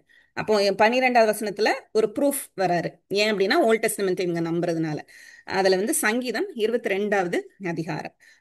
சங்கீதம் 22வது அதிகாரத்துல நம்மளுக்கு எல்லாருக்கும் தெரியும், என் தேவனே ஏன் என்னை கைவிட்டீர் அந்த வசனம் இருக்கிற ஒரு அதிகாரம். அப்போ ஏன் என்னை கைவிட்டீர் அப்படின்னு சொல்லி சொல்லும் போது கடைசியில் அவர் வந்து என்ன சொல்லி முடிக்கிறார் அந்த அதிகாரத்துல நீங்க பாத்தீங்கன்னா 1வது வசனம் முதல் ஸ்டார்டிங் வந்து என் தேவனே ஏன் என்னை கைவிட்டீர், எனக்கு உதவி செய்யாமலும் நான் கதறி சொல்லும் வார்த்தைகளை கேளாமலும் ஏன் தூரமாய் இருக்கிறீர் அப்படின்னு சொன்னவர் 3வது வசனத்தை சொல்றாரு, இஸ்ரவேலின் துதிகளுக்குள் வாசமாயிருக்கிற தேவரீரே பரிசுத்தர், எங்கள் பிதாக்கள் உம்மிடத்தில் நம்பிக்கை வைத்தார்கள், நம்பின அவர்களை நீர் விடுவித்தீர். அதே போல கடைசி இப்ப நம்மளுக்கு எபிரேயர் 1வது அதிகாரம் 12வது வசனம் வந்து எங்க இருக்கு அப்படின்னு சொன்னா 22வது வசனத்துல 22வது அதிகாரம் 22வது வசனத்துல உம்முடைய நாமத்தை என் சகோதரருக்கு அறிவித்து சபை நடுவிலே உம்மை துதிப்பேன் அப்படின்னு சொல்லி சொல்லியிருக்கிறார். அப்போ பாடுகள் இதுல இருந்து நம்மளும் கற்றுக்கொள்கிறது என்னன்னா, நம்மளுக்கும் பாடுகள் உண்டுதான். ஆனா நம்ம எதற்காக சிருஷ்டிக்கப்பட்டிருக்கிறோம் அப்படின்னா அவரை துதிப்பதற்கு தான் நம்ம வந்து சிருஷ்டிக்கப்பட்டிருக்கிறோம். அப்ப பாடுகள் மத்தியிலையும் வந்து நம்ம வந்து தேவனை நம்மளுடைய சிருஷ்டிப்பின் நோக்கத்தை அறிந்து அவரை துதிக்கிறவர்களா தான் நம்ம இருக்கணும். இந்த இடத்துல வந்து இந்த ஃபுல் சங்கீதத்தையும் நம்ம வாசிக்கும் போது அவர் புலம்புற மாதிரி இருக்கும், அப்புறம் திரும்ப அவர் துதிப்பார். கடைசியில் முடிக்கும் போதும் வந்து ஃபுல்லாவே அவர் வந்து துதித்து தான் முடிப்பார். அப்ப ஆரம்பம் வந்து ஒரு கைவிடப்பட்ட நிலைமையில இருக்கிறத போல இருந்தாலும் முடிவு வந்து எப்படின்னா தேவனை நம்பி தேவனை துதிக்கிற ஒரு காரியமா தான் அதுல முடியுது. அப்ப 22ல சொல்லப்பட்டிருக்கு, உம்முடைய நாமத்தை என் சகோதரருக்கு அறிவித்து சபை நடுவில் உம்மை துதிப்பேன்னு சொல்லி சொல்றது யார் இந்த இடத்துல? எபிரேயர்ல இயேசு கிறிஸ்து சொல்றதா வந்து சொல்லப்பட்டிருக்கிறது. அப்போ உம்முடைய நாமத்தை என் சகோதரருக்கு அறிவித்து சபை நடுவில் உம்மை துதிப்பேன் என்றும், அடுத்த வசனம் நான் அவரிடத்தில் நம்பிக்கையா இருப்பேன் என்றும், இதோ நானும் தேவன் எனக்கு கொடுத்த பிள்ளைகளும் என்று சொல்லியிருக்கிறார். பிள்ளைகள் அப்படிங்கிறதுக்கு நம்மளுக்கு நிறைய வசனங்கள் உண்டு. எப்படி நம்ம பிள்ளைகள் அப்படின்னு சொல்லி இயேசு கிறிஸ்து வந்து அப்பா பிதாவே என்று கூப்பிடத்தக்கதான புத்திர சுவிகாரத்தின் ஆவியை தேவன் எனக்கு கொடுத்திருக்கிறார். அது என்ன ஆவினா இயேசு கிறிஸ்துவின் ஆவி, அதாவது பரிசுத்த ஆவி. ரோமர்ல நம்ம வந்து அதை பாக்குறோம். அந்த ஆவி கொடுக்கப்பட்டால்தான் நம்ம தேவனுடைய பிள்ளைகள், இல்லைன்னா நம்ம தேவனுடைய பிள்ளைகள் என்று அழைக்கப்பட முடியாது. அப்போ இந்த இடத்துல சகோதரர் பிள்ளைகள் அப்படின்னு சொல்லி 2 காரியத்தை இயேசு கிறிஸ்து வந்து சொல்லும் போது அவர் என்ன சொல்றாரு அப்படின்னா, நீங்களும் நானும் சமம். அதாவது அவர் மனிதனாய் வந்து தேவனானவர் மனிதனாய் வந்தாலும் ஈக்குவல் பொசிஷனை விசுவாசிகள் எல்லாருக்கும் அவர் கொடுக்கிறார். ஏன் அப்படின்னு சொன்னா அது தேவனுடைய திட்டம். தேவன் அப்படிதான் தன்னை போல அவருடைய சாயலை போல நம்மளை சிருஷ்டித்து அவரோடு எப்பொழுதும் கம்யூனிகேட் பண்ற மாதிரி வச்சு எல்லாவற்றையும் ஆளதான் அவர் வந்து ரெடி பண்ணியிருந்தார். நம்ம தான் அதை இழந்து போயிட்டோம். சோ அதை திரும்ப அவர் கொடுத்திருக்கிறாரு தேவன். அப்ப இப்போ ஆசிரியர் என்ன சொல்ல வர்றாருன்னா, தேவனுடைய திட்டம் என்ன அப்படின்னா, முதலாவது இந்த பிள்ளைகளை மகிமையில கொண்டு வந்து சேர்க்கணும். மனிதர்களை வந்து முடிசூட்டி இருக்கிறாரு. எப்படி அப்படின்னு சொன்னா மகிமையில கொண்டு வந்து சேர்த்து ஆளுகையை இயேசு கிறிஸ்துவோடு இருந்து பண்ணும்படி. இன்னொன்னு, இவர் மனிதனாய் வந்திருக்கிறாரு. ஏன் வந்திருக்கிறாரு அப்படின்னா இவர் ரட்சித்து இருக்கிறார். பாவங்கள்ல இருந்து இந்த மனிதர்களை வந்து அவர் ரட்சித்திருக்கிறார். அதனாலதான் அவங்களை ஈக்குவலா பேசுறாரு, சகோதரர் பிள்ளைகள் அப்படின்னு சொல்லி சொல்லுகிறார். இதை யாரும் அவர் தேவதூதருக்கு சொல்லல. இவர் மரித்தாலும் திரும்ப உயிரோட எழும்பினாலதான் அதை விசுவாசிக்கிற பிள்ளைகள் சகோதரர் பிள்ளைகள் என்று சொல்லி அழைக்கப்படுகிறாங்க. அது வந்து ஏசாயா 8வது அதிகாரம் 17-18 உள்ள வசனம். 13வது வசனம் எபிரேயர்ல 13வது வசனம் வந்து எந்த பழைய ஏற்பாட்டின் இதுல இருக்குன்னா ஏசாயா 8:17-18 இருக்கு. டைம் வந்து முடிய போச்சு. இன்னும் வந்து 14, 15, 16, 17 இருக்கு. அதை சும்மா அப்படி ரஃபா போலாம். பிள்ளைகள் மாம்சத்தையும் இரத்தத்தையும் உடையவர்களாய் இருக்க அப்படின்னு சொல்லும்போது மனிதர்கள் வந்து சொல்லப்பட்டிருக்குது. அவர்களைப் போல மாம்சத்தையும் இரத்தத்தையும் உடையவராய் இருந்து மரணத்துக்கு அதிகாரியாகிய பிசாசானவனை தமது மரணத்தினாலே அழிக்கும்படிக்கு அப்படின்னு சொல்லப்பட்டிருக்கு. அப்ப இந்த இடத்துல என்ன அப்படின்னு சொன்னா, மரணத்துக்கு அதிகாரி அப்படின்னு சொல்லும்போது இந்த முழு உலகமும் மரணத்துக்குள்ள இருக்கு. அதிகாரி யாரு? பிசாசு. அப்ப அவனுடைய ஆளுகைக்கு கீழாக இருந்த நம்மை வந்து அவர் மீட்டிருக்கிறார். எப்படின்னா அவருடைய மரணத்தினால அந்த ஆளுகையை அவர் எடுத்துட்டார் இப்போ. அப்ப நம்ம இன்னும் பாவம் செய்யறோம். ஆனா நம்ம வந்து அவருக்கு சாத்தானுக்கு நம்ம அடிமைகள் கிடையாது. பவுல் சொல்றாரு நம்ம வந்து தேவனுக்கு அடிமைகள். அப்ப மரணத்துக்கு அதிகாரின்னு சொல்லும்போது ஆண்டு கொண்டிருந்த அந்த பிசாசானவன் இந்த விசுவாசிகளை ஆண்டு கொள்ள முடியாது. எப்படி அப்படின்னு சொன்னா, எப்படி ஆண்டு கொண்டிருக்கிறான் அப்படின்னு சொன்னா, ஜீவ காலமெல்லாம் மரண பயத்தினாலே அடிமை தனத்திற்குள்ளானவர்கள் அப்படின்னு சொல்லி. நம்ம வாழ்நாளில் எல்லாம் எதற்கு எல்லாரும் பயப்படுவோம்? ஒரு வியாதி வந்தா எதற்கு பயப்படுவோம்? மரணத்துக்கு தான் நம்ம வந்து பயப்படுவோம். அடுத்து என்ன ஆகுமோ, பிள்ளைகள் என்ன ஆகுமோ, குடும்பம் என்ன ஆகுமோ, அந்த மாதிரி தான் வந்து ஒரு பயம். அப்ப மரணம் அப்படிங்கிறது தான் எல்லா பயத்திலையும் மேலான பயம் மனிதனுக்கு. இதை யார் கொடுக்குறா அப்படின்னு சொன்னா பிசாசு. அப்ப ஜீவ காலம் எல்லாம் லைஃப் லாங் நம்ம எவ்வளவுதான் வாழ்ந்துட்டு இருந்தாலும் நம்ம மனசுல இருக்கிற ஒரு பெரிய பயம் வந்து மரண பயம். அப்ப ஜீவ காலம் எல்லாம் மரண பயத்திற்கு எப்படி இருந்தாங்களாம்? அடிமைத்தனத்திற்குள்ளா இருந்தாங்களாம். இப்ப நம்ம அந்த அடிமைத்தனத்துக்குள்ள இல்ல. எத்தனை பேர் மரணத்துக்கு பயப்படல? ஒரு வலி வந்தோடனே, ஒரு வேதனை வந்தோடனே, ஒரு நோய் வந்தோடனே வந்துருது பயம். ஆனா நம்மளுடைய பலவீனங்களையும் தேவன் அறிந்திருப்பார் அப்படின்னு சொல்லி நான் விசுவாசிக்கிறேன். அப்போ அந்த மரணத்துக்கு பயத்துக்கு அடிமைத்தனம் உள்ள அடிமையாக நம்ம வந்து இருக்கக்கூடாது. ஏன் அப்படின்னு சொன்னா, ஆஹ் பவுல் வந்து சொல்றாரு, அப்பா பிதாவே என்று கூப்பிடத்தக்கதான புத்திர சுவிகாரத்தின் ஆவியை கொடுத்திருக்கிறேன் அப்படின்னு சொல்றாரு. ஆனா அதுல என்ன, அந்த வசனம் முழுசா யாராவது சொல்ல முடியுமா பார்க்காம? என்ன வசனம்? அப்பா பிதாவே என்று கூப்பிடத்தக்கதாக புத்திர சுவிகாரத்தின் ஆவியை கொடுத்திருக்கிறார். அவ்வளவுதான் தெரியுது. சரி, ரோமர் 8:15. தேவன் நமக்கு பயமுள்ள ஆவியை கொடாமல் அப்பா பிதாவை என்று கூப்பிட பண்ணுகிற புத்திர சுவிகாரத்தின் ஆவி தந்திருக்கிறார். மிக்ஸ் பண்ணிட்டீங்க தீமோத்தேயும் இதையும். ஓ ரோமர் 8:15. பயமுள்ள ஆவியை கொடாமல் அது பலமும் அன்பும் தெளிந்த புத்தியால் ஆவியை கொடுத்திருக்கிறார். சரி, இது ரோமர் 8:15. திரும்பவும் பயப்படுகிறதற்கு நீங்கள் அடிமைத்தனத்தின் ஆவியை பெறாமல். சரியா? அப்ப திரும்பவும் பயப்படுகிறதுக்கு, ஏற்கனவே பயந்துட்டு தான் இருந்தீங்க. உங்களெல்லாம் நான் சொல்லல, அதாவது வசனத்துல அவர் நம்மகிட்ட சொல்றாரு, நீங்க ஏற்கனவே பயந்துட்டு தான் இருந்தீங்க. அப்ப திரும்பவும் பயப்படுகிறதுக்கு நீங்கள் அடிமைத்தனத்தின் ஆவியை பெறாமல் அப்பா பிதாவே என்று கூப்பிட பண்ணுகிற புத்திர சுவிகாரத்தின் ஆவியை பெற்றீர்கள். நம்ம ஓயாம இந்த வசனத்தை எப்படி எடுத்துக்கிறோம்? அப்பா பிதாவே என்று கூப்பிட சொல்லியிருக்கீங்க, அப்பா பிதாவே என்று கூப்பிட சொல்லி நம்ம சொல்லிட்டு போயிடும். ஆனா வசனம் என்ன சொல்லுது அப்படின்னா, அடிமைத்தனத்தின் ஆவியை நம்ம பெறல, நம்ம வந்து சுதந்திரத்தின் ஆவியை பெற்றிருக்கிறோம், ஜீவனின் ஆவியை நம்ம பெற்றிருக்கிறோம் அப்படிங்கிறது தான் அந்த அர்த்தம். அப்போ அப்பா பிதாவேன்னு நான் தேவனை கூப்பிட முடியும்னா நான் தேவனோடு வாழ முடியும். எனக்கு அந்த கோபாக்கினை கிடையாது, அந்த ஒரு பயம் எனக்கு கிடையாது. மரணம் அப்படிங்கிற அந்த அடிமைத்தனத்தின் பயம் எனக்கு வந்து இருக்காது. எனக்கு நித்திய ஜீவன் உண்டு அப்படிங்கிற ஒரு அஷூரன்ஸ். அதனாலதான் நிறைய மிஷினரிஸ் ஊழியக்காரங்கள்லாம் வந்து மரணத்தை அவ்வளோ தைரியமா நின்று ஏற்றுக்கொண்டாங்க அப்படின்னு சொல்லி நினைக்கிறேன். ஏன்னா நீங்க எரிச்சாலும் பரவாயில்ல, நாங்க கத்தரை துதித்து கொண்டே வந்து மறிப்போம்னு சொல்லி எத்தனையோ பேர் மறித்திருக்கிறத வந்து நம்ம பார்த்திருக்கிறோம்.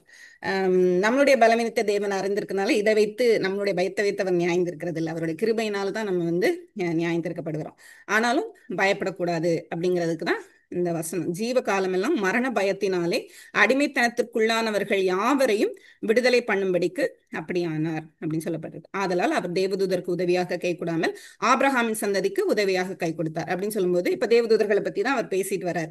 அப்ப முடிக்கும் போது அவர் வந்து எப்படி சொல்றாருன்னா, அதனால தேவதூதர்களுக்கு உதவியா செய்யறதாவோ இல்ல தேவதூதர்களுக்கும் அவங்களுக்கும் எதுவும் அப்படிங்கிறதுலாம் எதுவும் இல்லை. ஆபிரகாமின் சந்ததி அப்படின்னு சொல்லும்போது அது வந்து மனித குலத்தை வந்து குறிக்குது. இந்த இடத்துல ஆபிரகாமோடு தேவன் பண்ண உடன்படிக்கையை வைத்து யூதர்களுக்கு ஆபிரகாம் பிதா அப்படிங்கிறத வைத்து ஆசிரியர் எழுதுறாரு.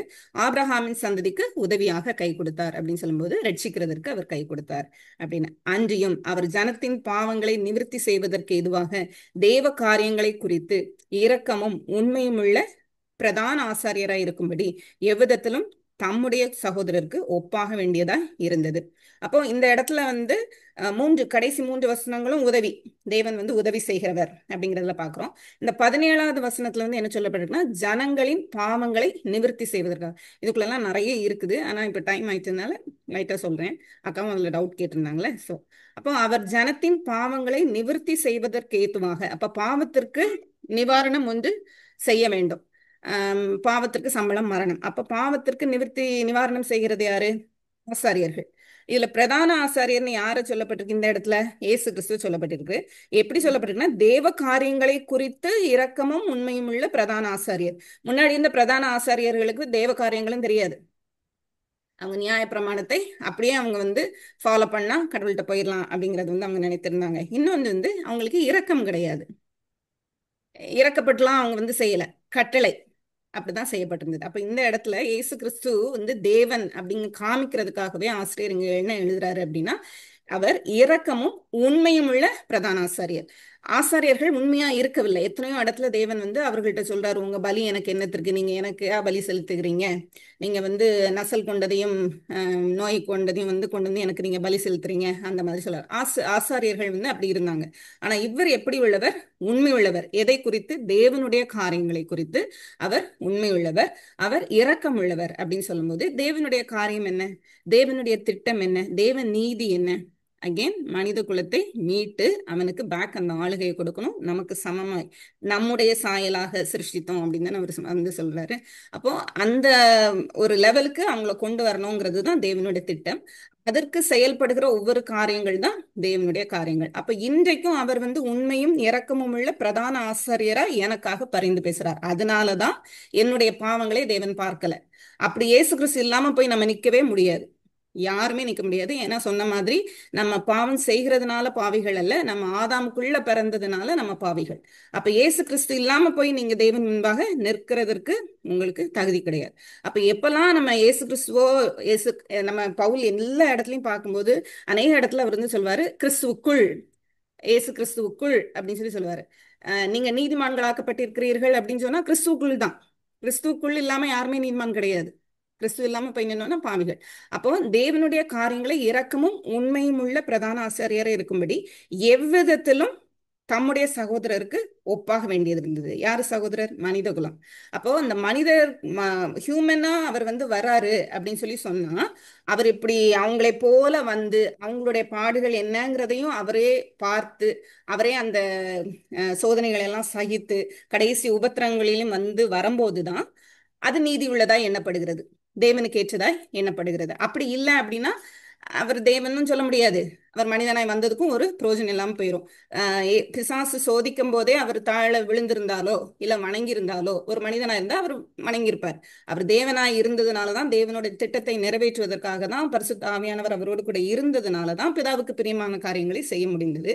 அப்போ இந்த பிரதான ஆசாரியராய் அவர் இருக்கும்படிக்கு எவ்விதத்திலும் எப்படி ஆகிலும் அவர் இந்த உலகத்துல இருக்கும்போது, மனுஷனாய் இருந்த போது அவர் வந்து தன்னுடைய சகோதரருக்கு ஒப்பாகவே அவர் வந்து இருக்க வேண்டியது இருந்தது அப்படின்னு ஆசிரியர் சொல்றார். கடைசியில சொல்றாரு, ஆதலால் அவர் தாமே சோதிக்கப்பட்டு பாடுபட்டதுனால், ஒவ்வொரு நாளும் ஒவ்வொரு நொடி பொழுதும் அவர் சோதிக்கப்பட்டார், அவர் வந்து பாடுபட்டார். ஆனா எந்த இடத்துலயும் அவர் தவறல. அவர் நியாயப்பிரமாணம் முழுவதையும் நிறைவேற்றினார் அப்படின்னு சொல்லும்போது அவர் பாவம் இல்லாதவராய் வாழ்ந்தார். அதுதான் நியாயப்பிரமாணம் வந்து எது பாவம் என்பதை உங்களுக்கு அறிவிக்கும். அவர் நியாயப்பிரமாணம் முழுவதையும் நிறைவேற்றினார் அப்படின்னு சொல்லும்போது எந்த இடத்துலயும் அவர் கை நீட்டி குறை சொல்ல முடியாத அளவுக்கு அவர் பாவம் இல்லாதவராய் இந்த உலகத்துல வாழ்ந்தார்.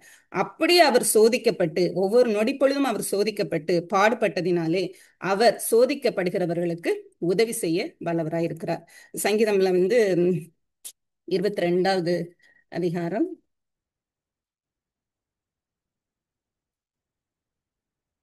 24வது வசனம், உபத்திரவப்பட்டவனுடைய உபத்திரவத்தை அவர் அற்பமாய் எண்ணாமலும் அருவருக்காமலும் தம்முடைய முகத்தை அவனுக்கு மறைக்காமலும் இருந்து தம்மை நோக்கி அவன் கூப்பிடுகையில் அவனை கேட்டருளினார்.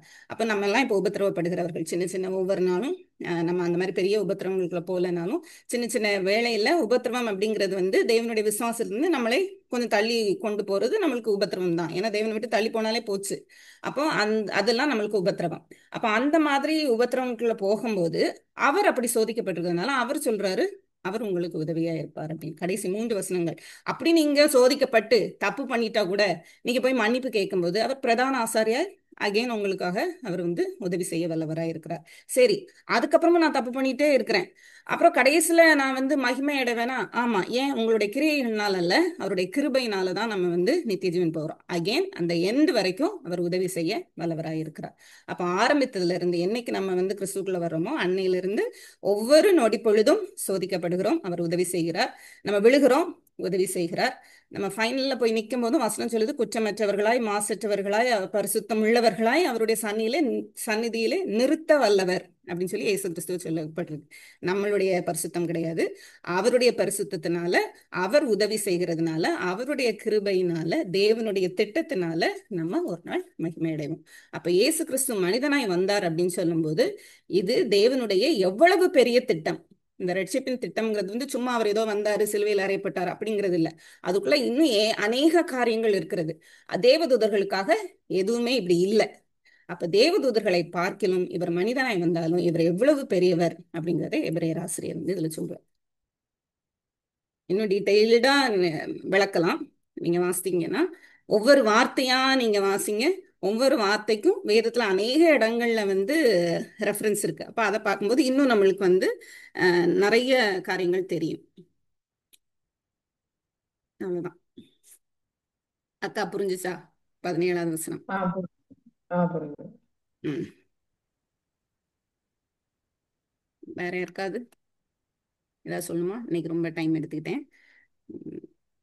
இது முடிக்கலைன்னா இது ஒரு மாதிரி கண்டினியூட்டி இல்லாமல் போயிடும் அப்படிங்கிறதுக்காக ஓரளவுக்கு அப்படி ரஃபாக முடிச்சுட்டேன். ஆனால் வசனத்துலேயே ரொம்ப நேரம் நின்னோம்ல, அதே மாதிரி ஒவ்வொரு வசனத்துலேயும் வந்து நம்ம ஒவ்வொரு வார்த்தையும் பார்த்தோம்னா அந்த மாதிரி காரியங்கள் அநேகம் இருக்கு. இன்ட்ரெஸ்ட் இருக்கவங்க நீங்கள் பார்க்கலாம்.